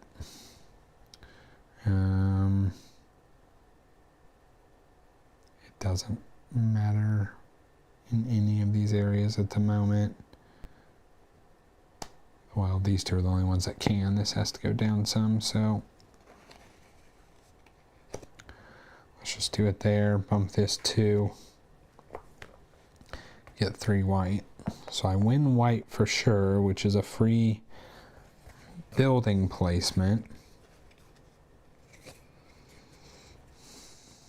Okay, we gotta dodge his ship 2 turns. It's turn 1. And he gets 1 green.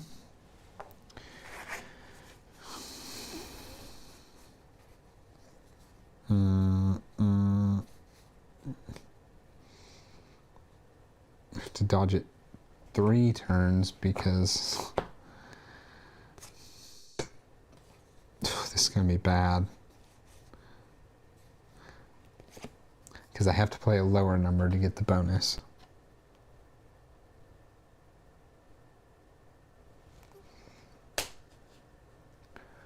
This is 1. Yeah, this is gonna be bad. I can already feel it. All right, I'm moving 5. So 1, 2, 3, 4, 5. I get this.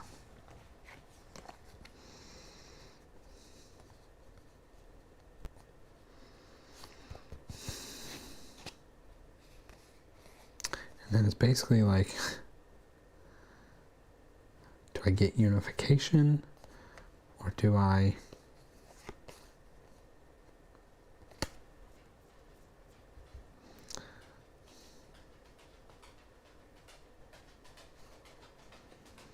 because I either get to take out 2 people, which I am going to need, or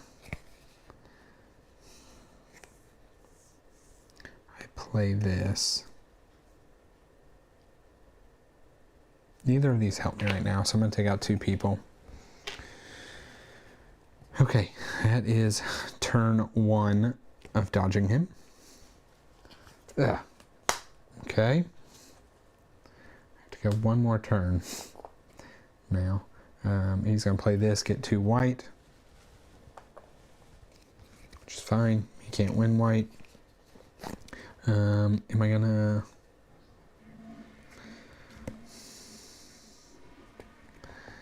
I kind of want to do a governor and way, but...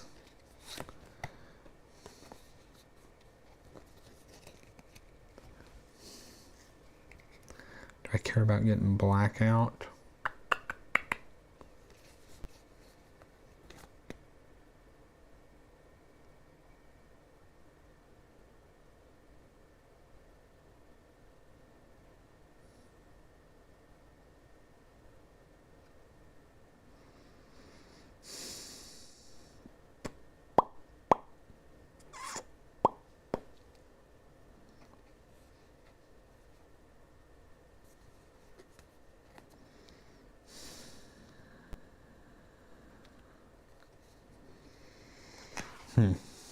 Okay. I could try and win black right now.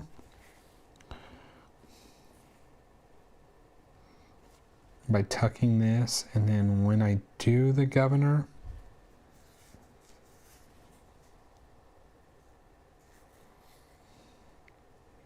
I could also play a high card, get some people here. This will go up to 3, but I can make it go back down.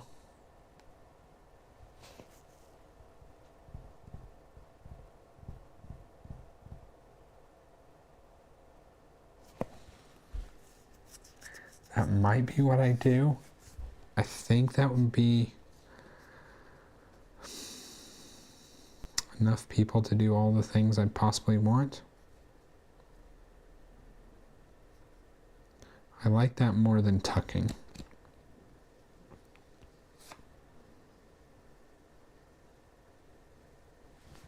Okay. We're going to play that, so we're doing a higher number. Yep. We're going to get workers here, which bumps this up. Then I can activate this, which lowers this. There's also a play to lower this one, because that's about to bump up.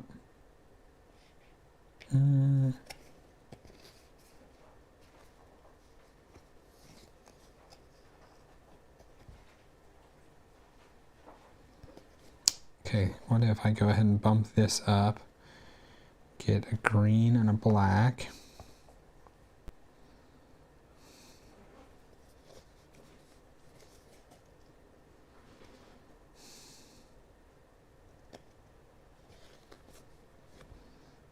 I don't think I'm going to bump this down.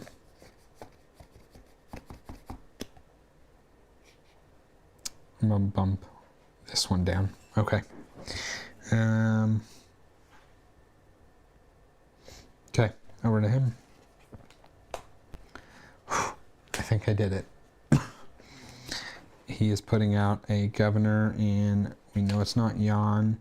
We know it's not Kui. Zhao. Yeah, Zhao. Here. and he gets to claim this for 6 points. 4, 5, 6. And also, I forgot to do the one 7 and 7. I did those. I forgot to do this one for 5. So 1, 2, 3, 4, 5. Okay. All right, now I need to do a lower card.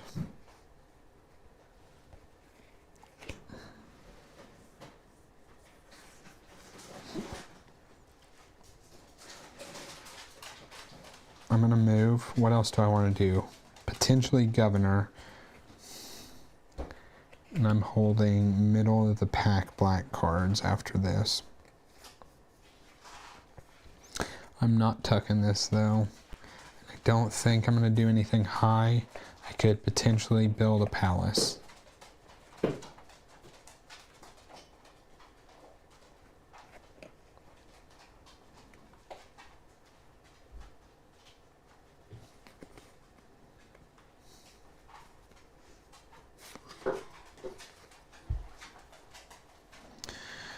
Potentially build a palace.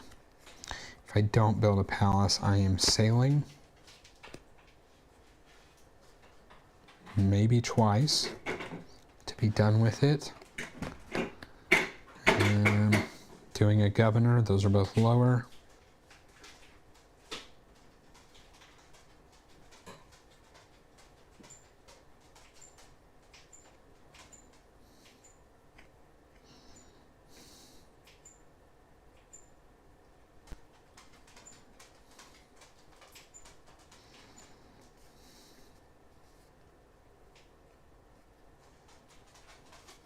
I'm gonna do this one.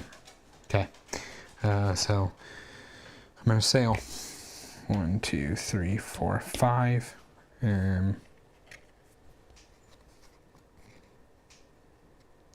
I can tuck a card or put out. I'm gonna put out this. So when I do a palace, I get 2 points for every blue card that I have. And it can go there because it doesn't affect the unrest. And then I am here, so I'm going to claim this. 30. Okay, over to him. He is 2, 1, 2, 1, 2, 3, 4. Yep, we're right. He is building a wall. I knew this was coming, but there wasn't much I could do about it. He is going to build the rightmost wall. He's already got his pink, so here. And that will give him this for 3.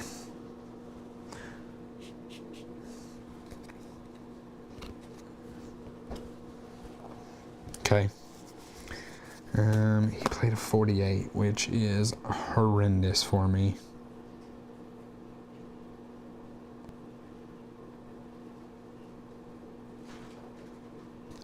You know what?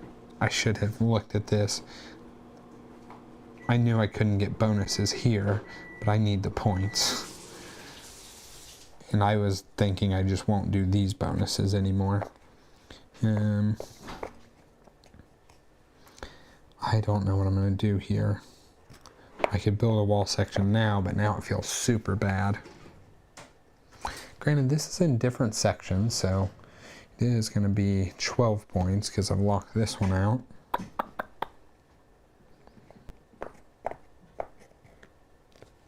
I could also build that free here.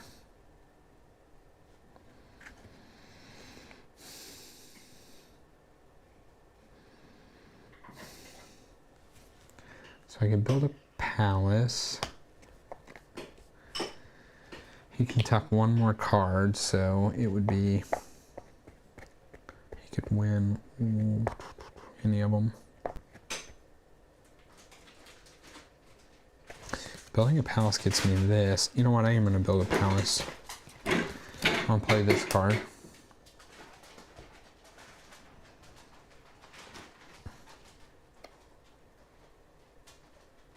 It's real risky on what happens after this, but I'm going to build a palace here. So I'm going to use 2 workers plus 1 from there. Building a palace in a way. So I get 6 points. And then I take one of these. I'm going to win white. Green is, yeah, green is pretty good.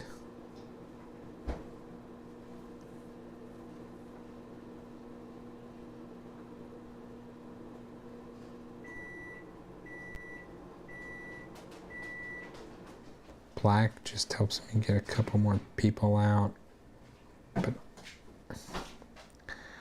that's not really my issue. I'm going to take the green one. And then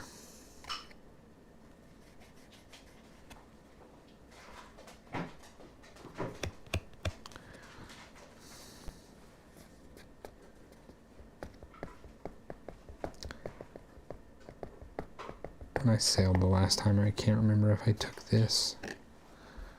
This gave me these 2. I didn't, because I would have taken not a white. I'm going to take a green from that. I'm going to take a black from this palace. Kind of hedge my bets. Okay, over to him. Oh, and then the palace I score. Oh, it's in this row.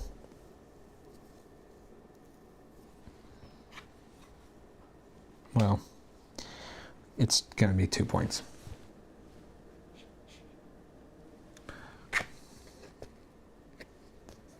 Yeah, I initially put it there, but it doesn't matter. I wouldn't have been able to score it anyway. Okay. Over to him. Those are modules. Okay. He is going to move 4.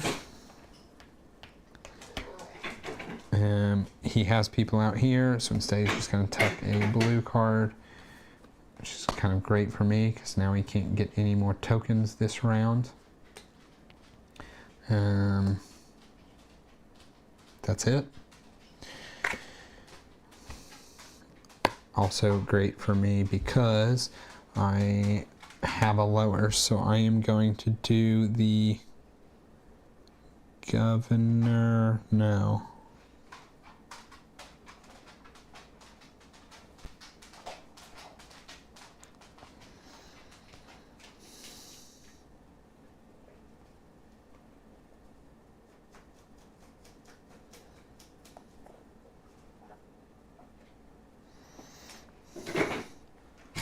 No, I want to wait on the governor. Governor is a way that I can get a couple of things. So all I'm going to do is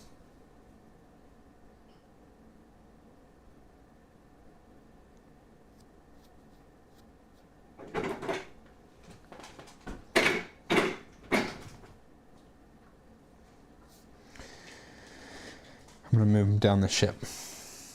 1, 2, 3, 4, 5. So I'm done with the ship. I'm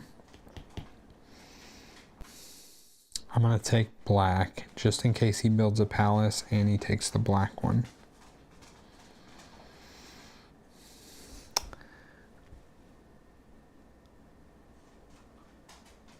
I'm going to, if I tuck this, it's basically, I'm giving myself 4 points. I made all my blue cards worth 4 points, but I don't, we're going to do it. I'll have to get stuff a different way. Took a black, tuck this, and then I unlock one of these. Oh, and actually, I think I have, not that, I have this.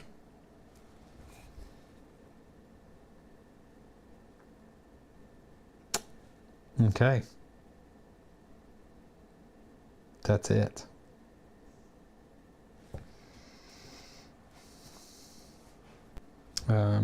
I get 5 points for that. 1, 2, 3, 4, 5. I'm staying with him. His last action, he did the boat.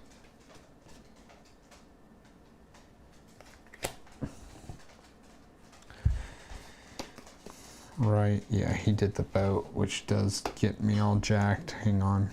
1, 2, 3, 4, 5. Take this back. I can still claim that, so that doesn't matter. And this back because I do not have a card that's lower. My 53 is higher. So instead,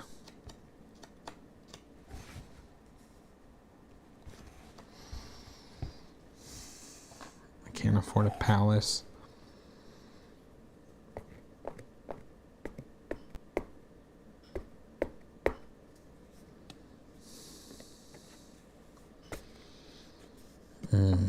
That's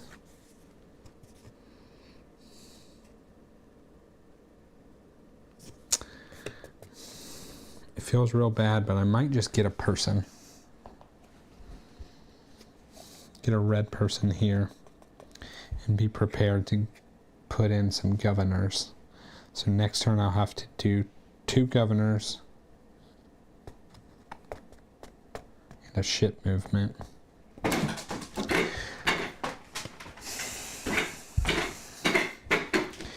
I could get people.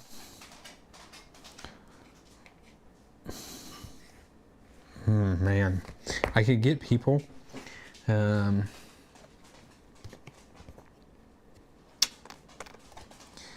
Bumping this up, getting some extra stuff out of it, but oh, I was not able to get this black.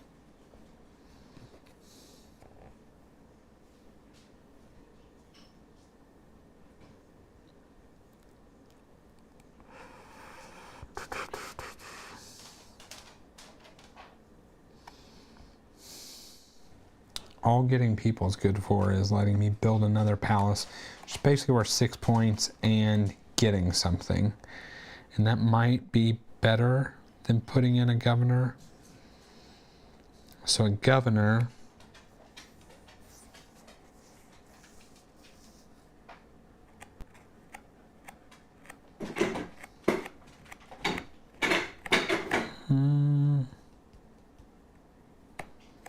now I'm going to do the governor. Potentially helps me win back this area because there is an area control aspect. Okay. I'm just going to get one person, this red person. I get a bonus of moving, but I'm not going to use it. Now it's his turn. He would place instead, just goes here and he gets 1 of each. Just not ideal.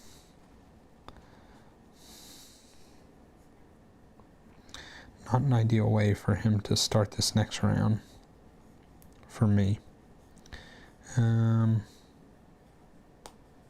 Okay.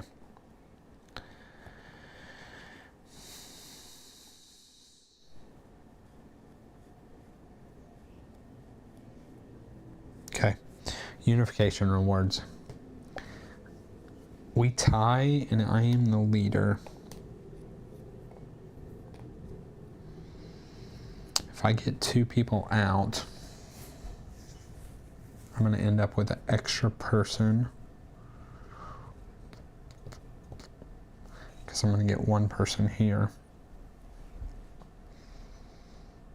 I'm sure there's something I can do with it. I am going to do it. I'm going to get 2 people out.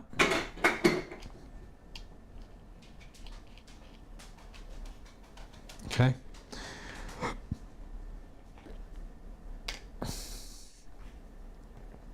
Here. Green, I win with 4. He's just going to have so much left over. I get a governor in Zhangou, which is actually good because it makes the unrest go here. And that is one of his governors. And gives me a worker. Okay. And then here I am going to take that as well.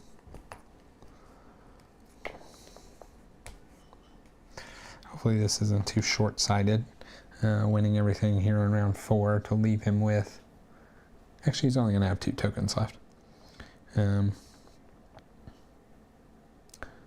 place a wall. I'm just going to do this one because it's guaranteed 12 points. That's all it is. Okay. He becomes first player. He goes here. He will spin. He'll end up this situation. And he gets 2 more of his people out. Which is like crazy. He has so many people out. Do I have everything updated? He has Zhao. He has Kui. He has this. He needs an orange there. That's it, because he hasn't done anything here. Okay. This is the last round. He is first.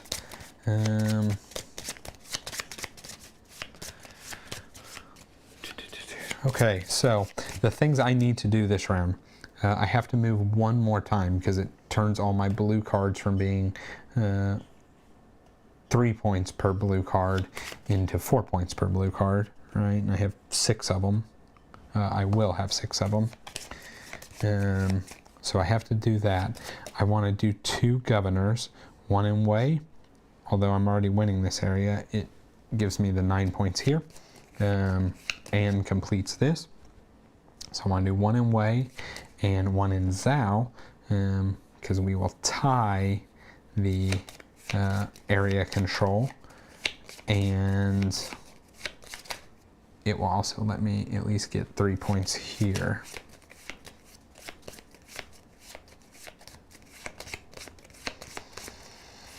Potentially build. So if I do no palaces. All right, so I want to move once. I want to do 2 governors.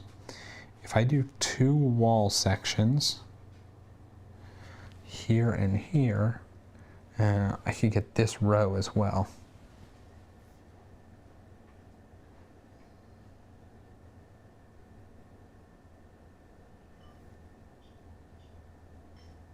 Actually, I could say that with either of these, because I'm going to do this. That's better.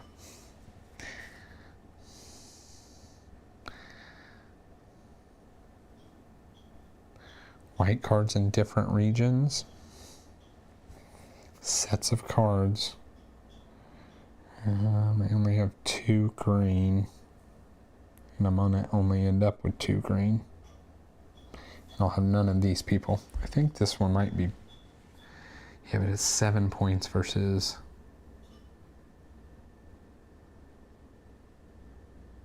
I don't know. We'll see. We will see. Joel, I'm so lost trying to keep up. My brain is fried egg. How long did it take to reach that gaming skill? I struggle at mid-weight. Only been gaming for a year. I don't know. I started with, you know, your usual Lords of Waterdeep. Trying to think a lot of the early games I got. Above and Below. Mage Wars. Of course, Ticket to Ride. So I started with a lot of those. I've always gravitated toward the more like crunchy, like figuring out, like to me, I enjoy figuring out, okay, I've got 6 actions this round. Exactly how can I balance it to get everything done? I don't know. I don't know the answer to that. You'll get there, or you won't. But maybe because you just don't enjoy this. Hopefully you do, and that's why you're watching this, because I really enjoy playing the ones like this. All right, he is going to build on the wall. He is going to do this one. Finally, I made him get a small point value. This card goes here. Okay, so I want to sail.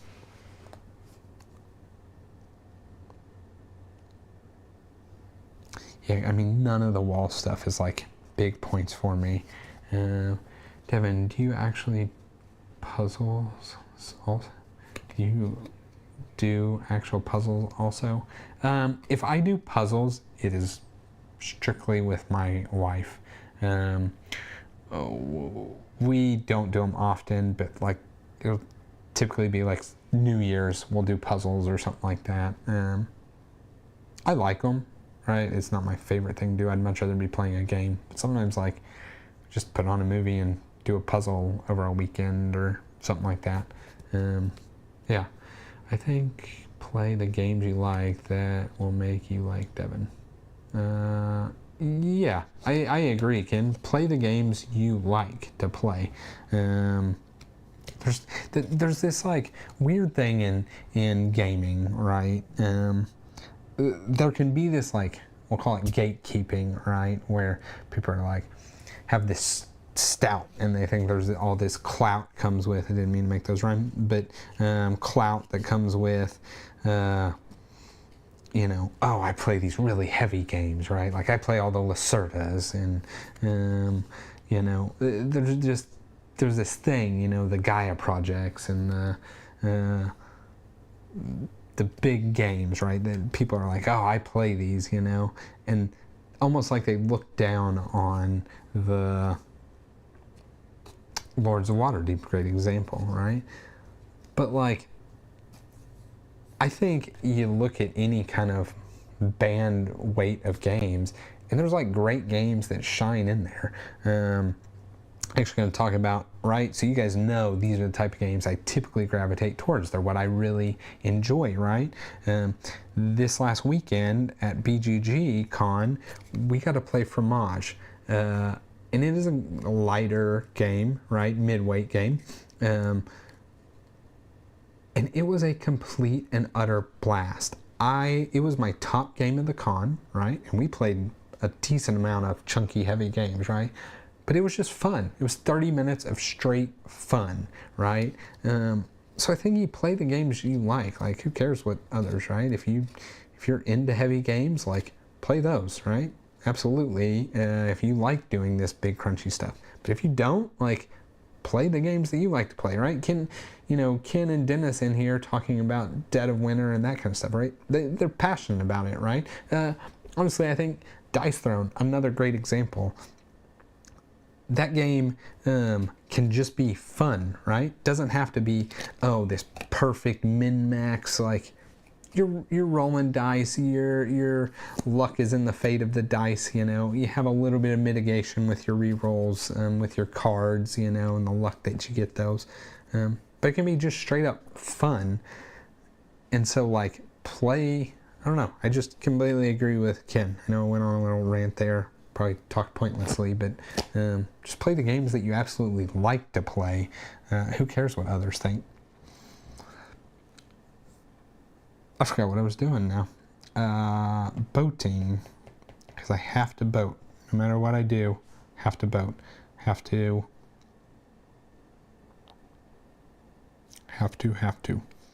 I also need to make a governor in way. Excuse me. Not sure which comes first.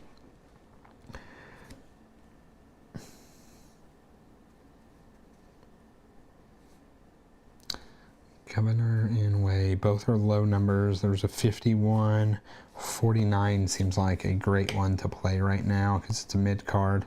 I was not going to tuck this anyway. So I'm going to play that. And I am going to do the governor in way first. So I'm going to spin these guys. Put out a governor in way. 2 points for a black card, or put out somebody. If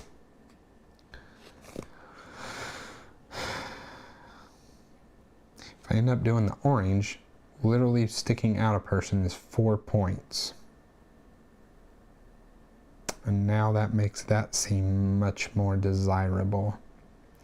this, I'm going to have 2 sets, so it's 4 points for that, 4 points for that.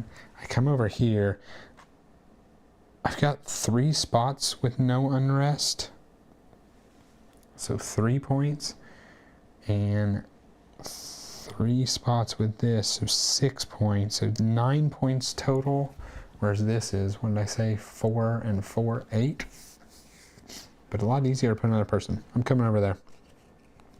I hope this is correct. I'm going to put this here and just stick a gray guy.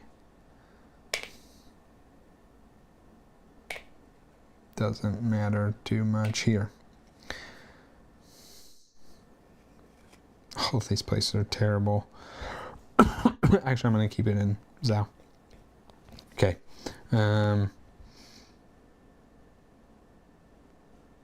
I put a governor in Wei, that bumps down to there.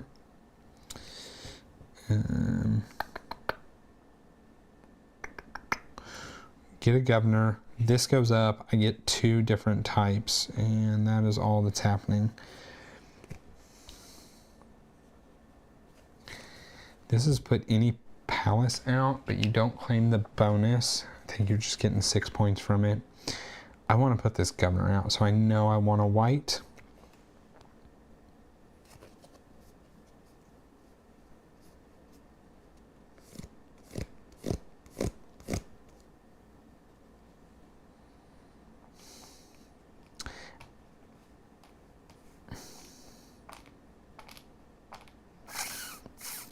A white and the black. Basically say that he is going to take that. Build a palace for free in any region. You gain the 6 points and score it. Do not take. Yeah, so you just. I mean, technically, I could attempt to score this.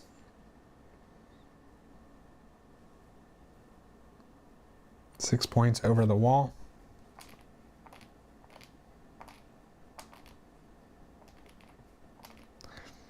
Here's the thing with getting the wall.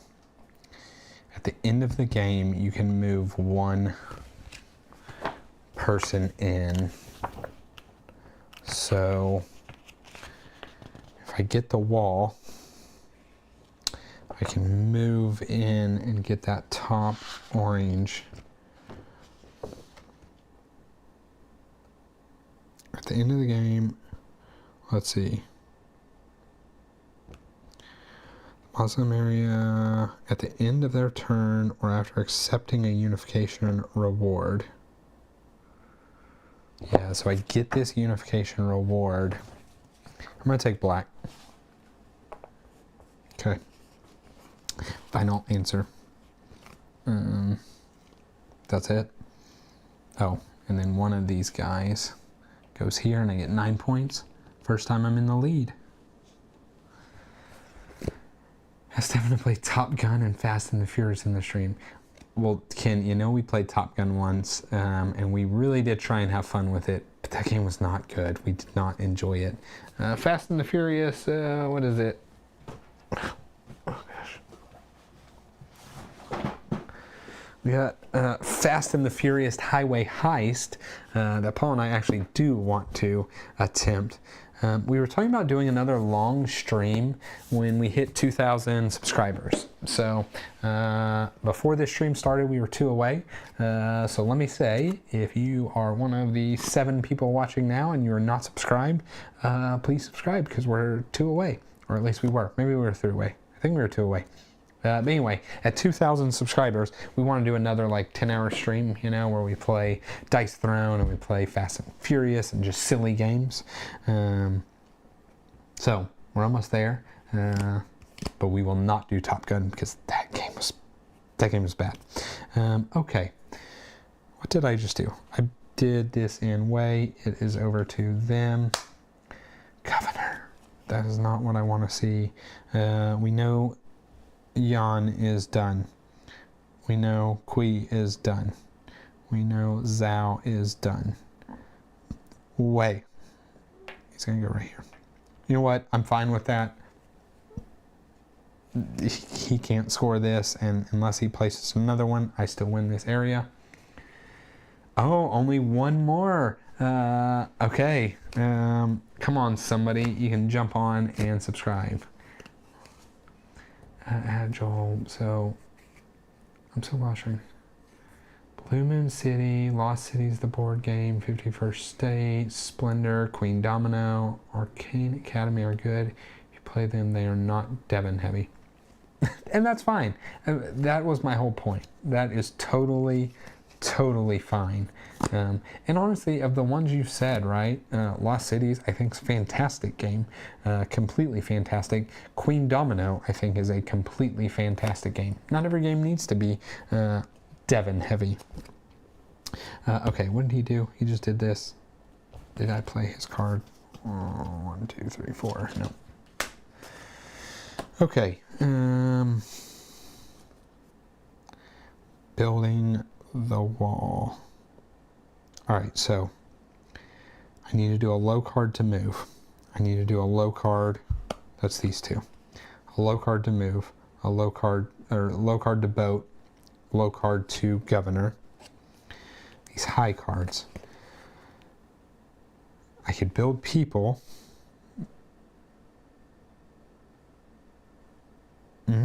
I could build people. I could palace. And I could wall. That could be my 3 actions. Build people, palace, wall.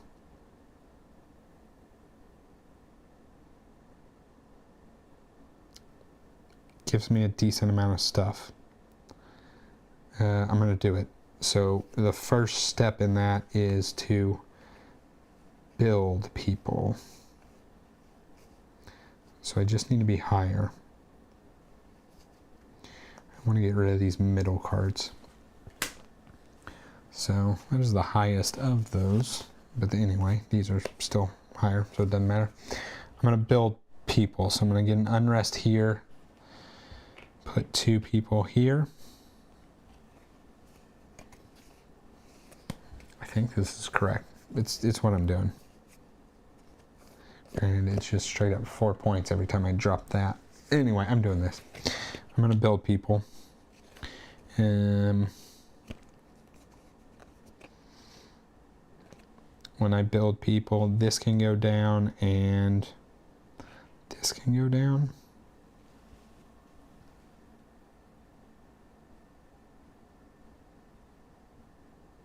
Yeah. When I build people, I can move. Don't need to do that. When I build people, this can go up to give me a green and a black. That's it.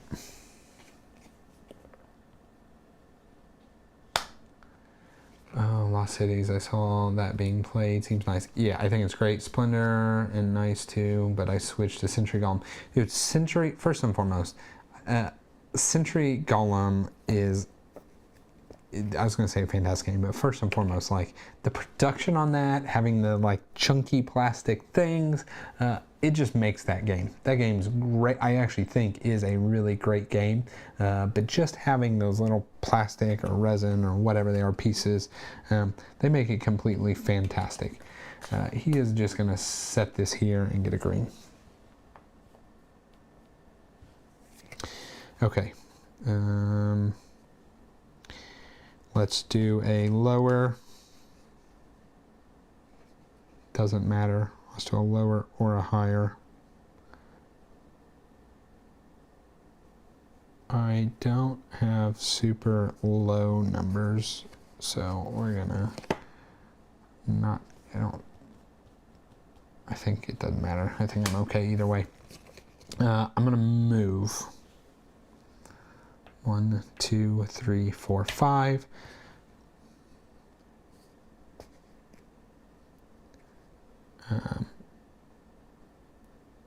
What was I? Oh yeah, I'm gonna tuck this for 1 and get 1 out for 2. Okay, and so I believe I'm gonna be able to governor here. When I claim a unification, if I gotta win black, I have to win black. I'll do this. That's that. I have one extra to spare.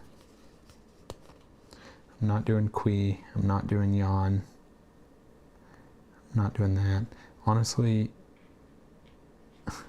that guy being in there is worth 2 points versus 1 point there. So I'm not going to do anything. Leave that there. That's it for my turn. I'm going to get 2 white. So you got 3 white. What is white?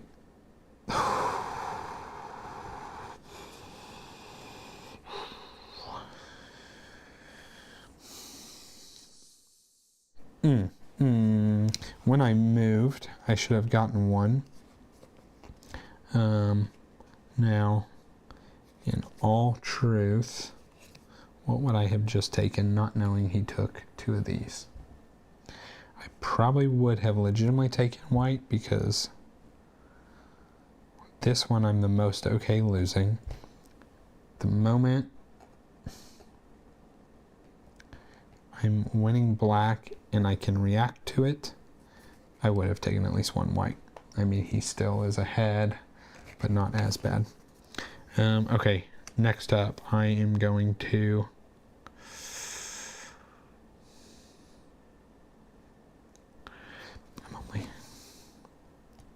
I'm only getting 3 more rest this game. He tucked a card. I am going to play higher. And I am going to Palace. So 1, 2, 3.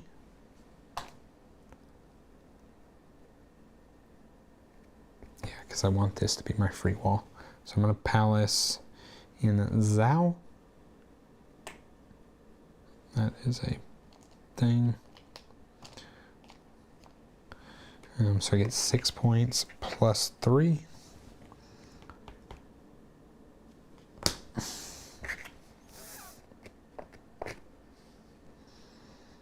Okay. It's coming down to the wire. Just I did not want to see this. I did not want to see it all. 3 black.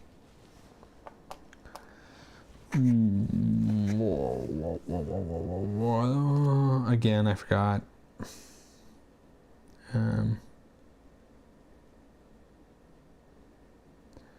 I Palace.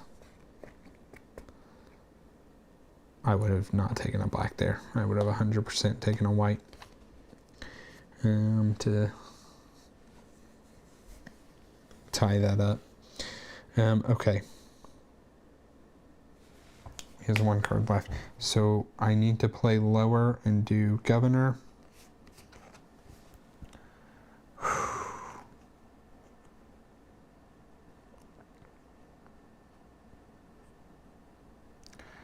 My last one is wall.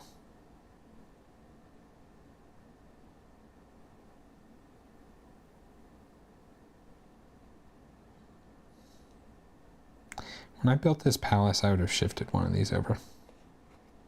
I should have done that.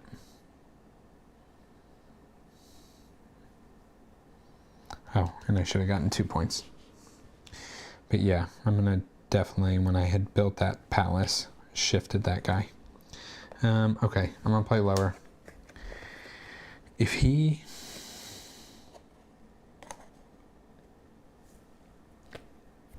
I need him to play lower than this card, and he's also got a green card.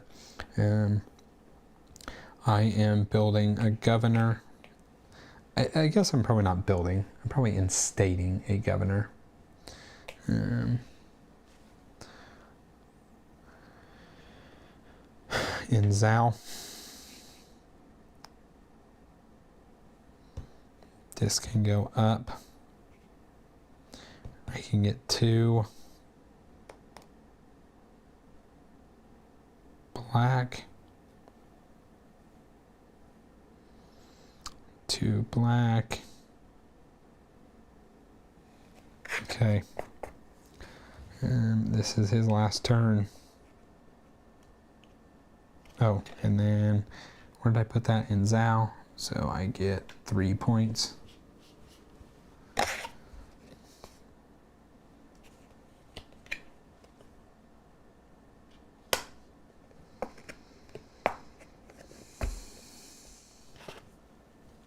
$91. That's what I wanted to see. He's building a palace. He's already done Yan. He's already done Kui. Zhao doesn't need a palace. We does. He's going to get 6 points. He's going to take this. And then I will... What was I doing for my last action? Building a wall. And I'm just building one wall section, so it just takes a worker. Alright, I'm just doing the one here to do that. And that's the game. We do, we do our last unification reward, so I have 4. He has 3. So I get this. So I get to build a wall section anywhere, and I want to... Oh, I just built a wall section on my turn, so I should have gotten a gray guy here. Very important step. But I'm going to do this. So at least both those gray guys are worth 4 points. And then when you claim a unification, you can move terracotta. Move this for 7 points. 33. And he comes here. He wins green by a landslide. And he's just taking it. And then we tie here, and I am the top here, so I get to drop.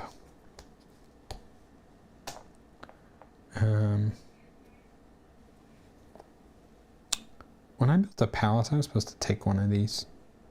It would not have changed the outcome. But I'm going to take this one.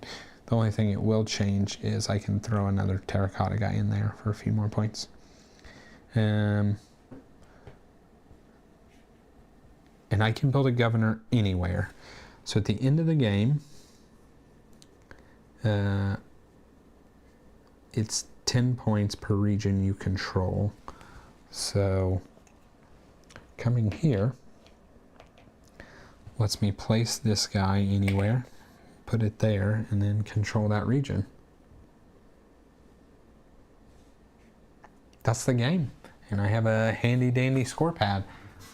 The other golems seem nice too, but confusing. I haven't played the other two, but I really want to. I think it's cool how they mix and match. If you own all 3, you actually have 7 different games. Yeah, so they're all unique. That's the best way to put it. Honestly, I think I might just like regular old Sentry Golem the most. And I don't remember the order exactly. One's like Eastern Mountain and Western something. But I know the order of what they do. The second one, it becomes this interesting, you have a grid of cards and you have like a caravan and you actually travel around, and on the grid of cards are your resource exchanges. So it's a neat way that you have to exchange the resources, and then in the corners are like equivalent to the golems that you are going and getting the points for. So you travel around on the maps doing your resource exchanges to move to the corner markets to then actually get the golems. I think it's pretty cool. Honestly, I really do like that one as well. The third one, I've only played it once, so I'm going off of like distant memory, if you will. I don't remember it exactly. I remember you had stuff up top, and was it like worker placement? You went up there. Man, I can't remember that one off the top of my head. But honestly, I didn't really care for it as much. It became more of like a pick up and deliver, like collect, and then you went to whatever that top row thing was and turned in. Granted, you're turning in all of them. But I just remember, for whatever reason, not liking it as much. Now, combined, I've only ever combined number 1 and number 2. Like a map and there are clouds covering stuff. Yeah, that's right. And you cleared the clouds. I really can't remember it well enough to state, but I combined 1 and 2 and it was really cool. And I would like to do all 3 someday.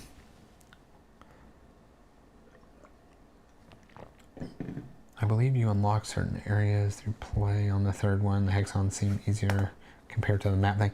Yeah, the 2nd one was probably the beefiest of them, but it was really neat. And you like built camps on the spots. And I can't remember, it was like if you built a camp, you didn't have to pay for it, or it helped with movement. It's been years since I played that one as well. Okay, let's do scores. First, I kind of want to double check that I have things right for the bot, which should be relatively easy. They score 6 points for each palace, so that would have been 24 points. 27, 34, 41, 47,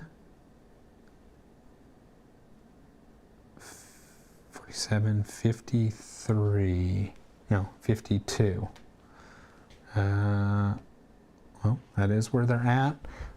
Okay, I don't think they had any other kind of bonuses throughout the game, so I just wanted to make sure that that was accurate. Also, let me make sure they should have claimed this after me getting 3 points.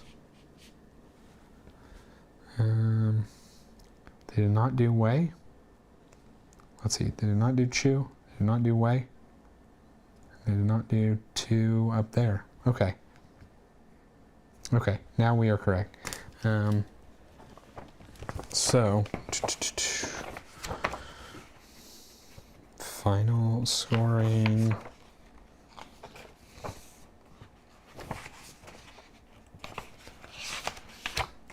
Proceeding scoring like in multiplayer, but following applied modification. Scoring card. Oh yeah, they got their scoring card there. Let me do his scoring real quick. So,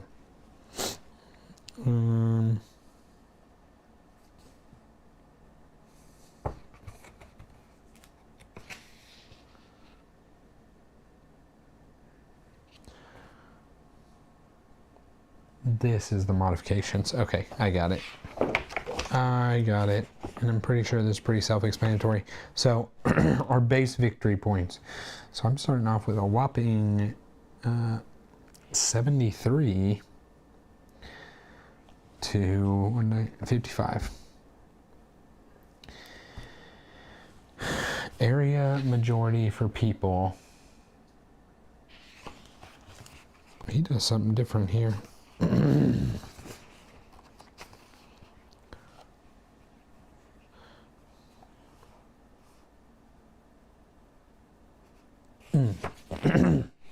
He wins ties is what happens. So this area he is gonna win. That's fine. It wouldn't have made a difference whether I went here or went there. So area majority, I have 1, 2, 3, so 30 points. He has 2 because he wins the tie there and there. 20 points. Blue cards, my blue cards are worth 4 points each. 1, 2, 3, 4, 5, 6. 24. His blue cards are worth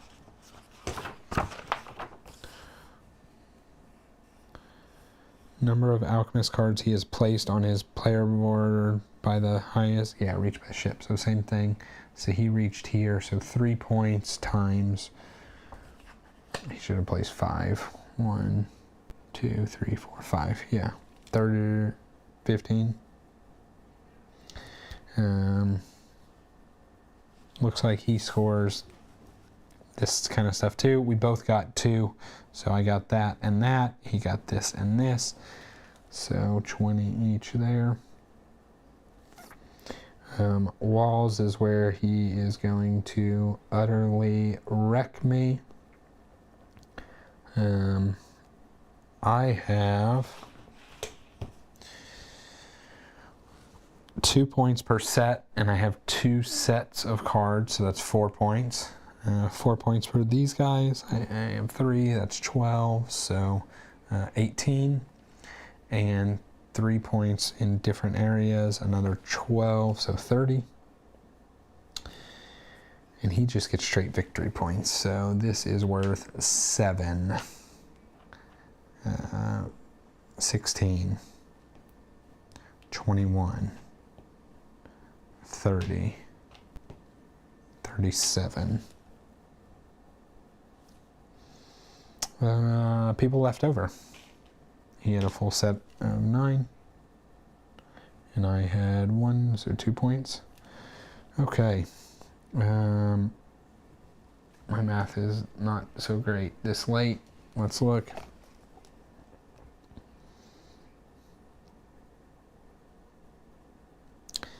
All right. We had 73 plus 30 plus 24 plus 20 plus 30 plus 2. 179. He had 55 plus 20 plus 15 plus 20 plus 37 plus 9. 156. So that is our final score. So I ended up beating the bot. 179 to 156. It's not too bad. Let's see, the last solo that I did, I played the second bot level. So I had mentioned there are 4 bot levels, 1, 2, 3, and 4. I played number 2. That bot scored 138, and I scored 162. This time I played bot 3, so it looks like scored an extra 20 points, and I scored an extra 15 points, 17 points. So not bad at all. Yeah, I enjoy this game quite a bit. The bot actually does pretty dang good in this. You know, a lot of times I like the multiplayer, obviously, more than solo, and I think this is no exception. But I think this bot is done very well. Their turns are super simple, right? Like this is a 2.5 hour playthrough, and I did do a lot of stopping and talking, but we'll call it 2.5 hour playthrough of 5 rounds. Maybe 30 minutes was spent dealing with the bot and their stuff, right? A minute a card, maybe, not even, and the rest was all me. Yeah, I just really like this. Now, I have not ever got to play this game beyond the 2-player count, and I would really like to, because at 2 players and it's solo, you get to claim a lot of these, and I can only imagine, right, the more players, there's still only 3 different unification rewards.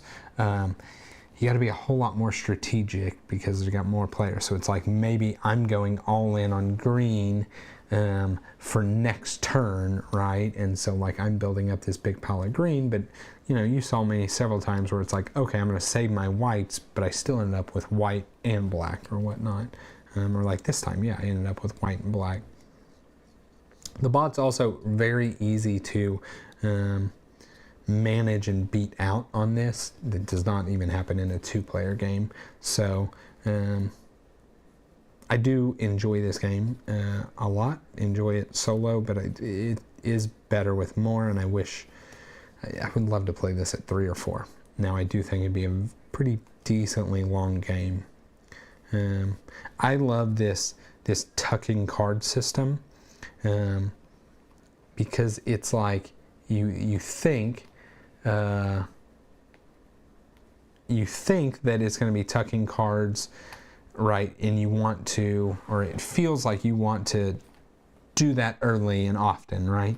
And just tuck a whole bunch of cards, and then rest of the game your actions are really beefed up. And yeah, in theory that is how it works.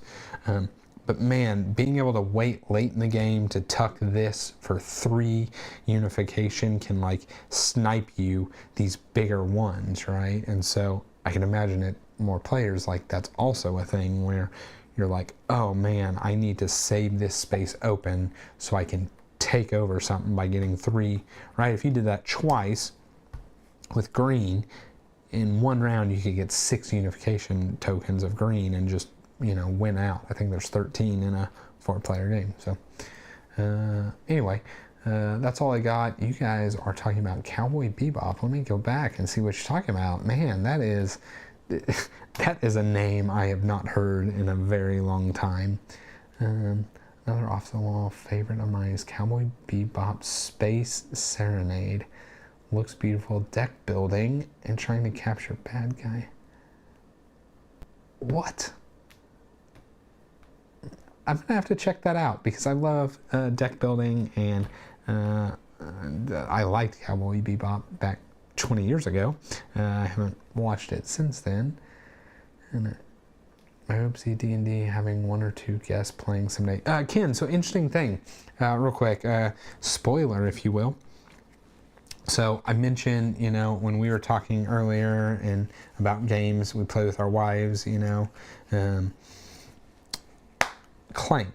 So Paul, Kirsten, and me and Lacey, the 4 of us, we played Clank Legacy Season 1, or I think it was just Clank Legacy then, but we played Clank Legacy together. Took forever because the 4 of us had to get together. But anyway, we all enjoyed it. But Lacey absolutely loves Clank. Clank Legacy 2 is coming out very, very soon. I don't know if it's out yet. I did not back it, so I have to buy it at actual retail. But Lacey wants to do that on stream. So what we're thinking is once we get it, and again, I've got to look. The last I saw it wasn't available to purchase. But what we're thinking is on my Wednesday streams, once a month will be me and Lacey playing through Clank Legacy, right? So it'll probably take a year, but yeah, we'll go through the entire Clank Legacy 2 campaign together. And Lacey came up with that idea, and I absolutely loved it because Lacey, bit camera shy. So when she does come on, you got to be super nice to her. Yeah. She was in one of our videos way back. It was, what was that game called? Hopper something. She's very camera shy, but she wanted to do it. She wanted to do the stream with me. I think that's awesome. I love playing games with my wife. I love playing Clank, and that one is fun because you just get to play Clank while also like exploring. I think legacy games, like they had this like phase of hype or period of hype where it was like everything was coming out with a legacy game, right? Pandemic just like exploded it. And they've kind of simmered, but it's hard to commit to the long campaign, right? But Clank Legacy, that was far above the rest for me. I think that was so fantastic. The stories in it, the board constantly changing from play to play, and the kind of objectives you did. And honestly, all 4 of us just wanted to do the story stuff, so nobody was like just trying to rush the game. But yeah, so anyway, that's a spoiler. I don't have a time frame yet, Kim, but I will keep you updated because yeah, Lacey and I will do our Clank Legacy 2 campaign, and you guys can see her and be super nice. Yeah, I think it is a great thing for board gaming. They're very, women are very underrepresented. There's some fantastic women that make content, but in general, right, I was just at BGG Con, and it must have been, the ratio must have been 30 to 1. So, and dads and dies versus wives. Yeah, that's you know what? Lacey beats me at a fair amount of games. Beats me at more games than Paul does, that's for sure. So she enjoys playing games. Lacey doesn't enjoy learning new games. So like, it's a real undertaking for her to learn a game, but once she learns it, she usually loves it and wants to play it several times. So that is exciting. Again, keep you guys updated on that. Other than that, that's all I have. Actually, real quick, talking about, I think that's funny, wives the winners. We had been calling them our Meeple Moms, right? So it was the Dads and Dice and the Meeple Moms. And I don't know, I thought that was a fun alliteration for sure. But yeah, that's all I've got. Man, I appreciate you guys being here the whole time. I know you guys know I like these heads down Euros, but you guys make it fun. I enjoy playing them, but you guys just elevate that and make it more fun by having conversation and sticking it out with me. So I am going to hop off. Paul and I are getting together this one. That's it. Absolutely, Ken. But yeah, I'm going to hop off. Paul and I are getting together this weekend, and I cannot for the life of me remember what we are doing or what we are playing. So hopefully Paul has it on the calendar and I can go check, or if not, be a surprise to me. So I will catch y'all on Friday, and you guys have a good next couple days. See you later.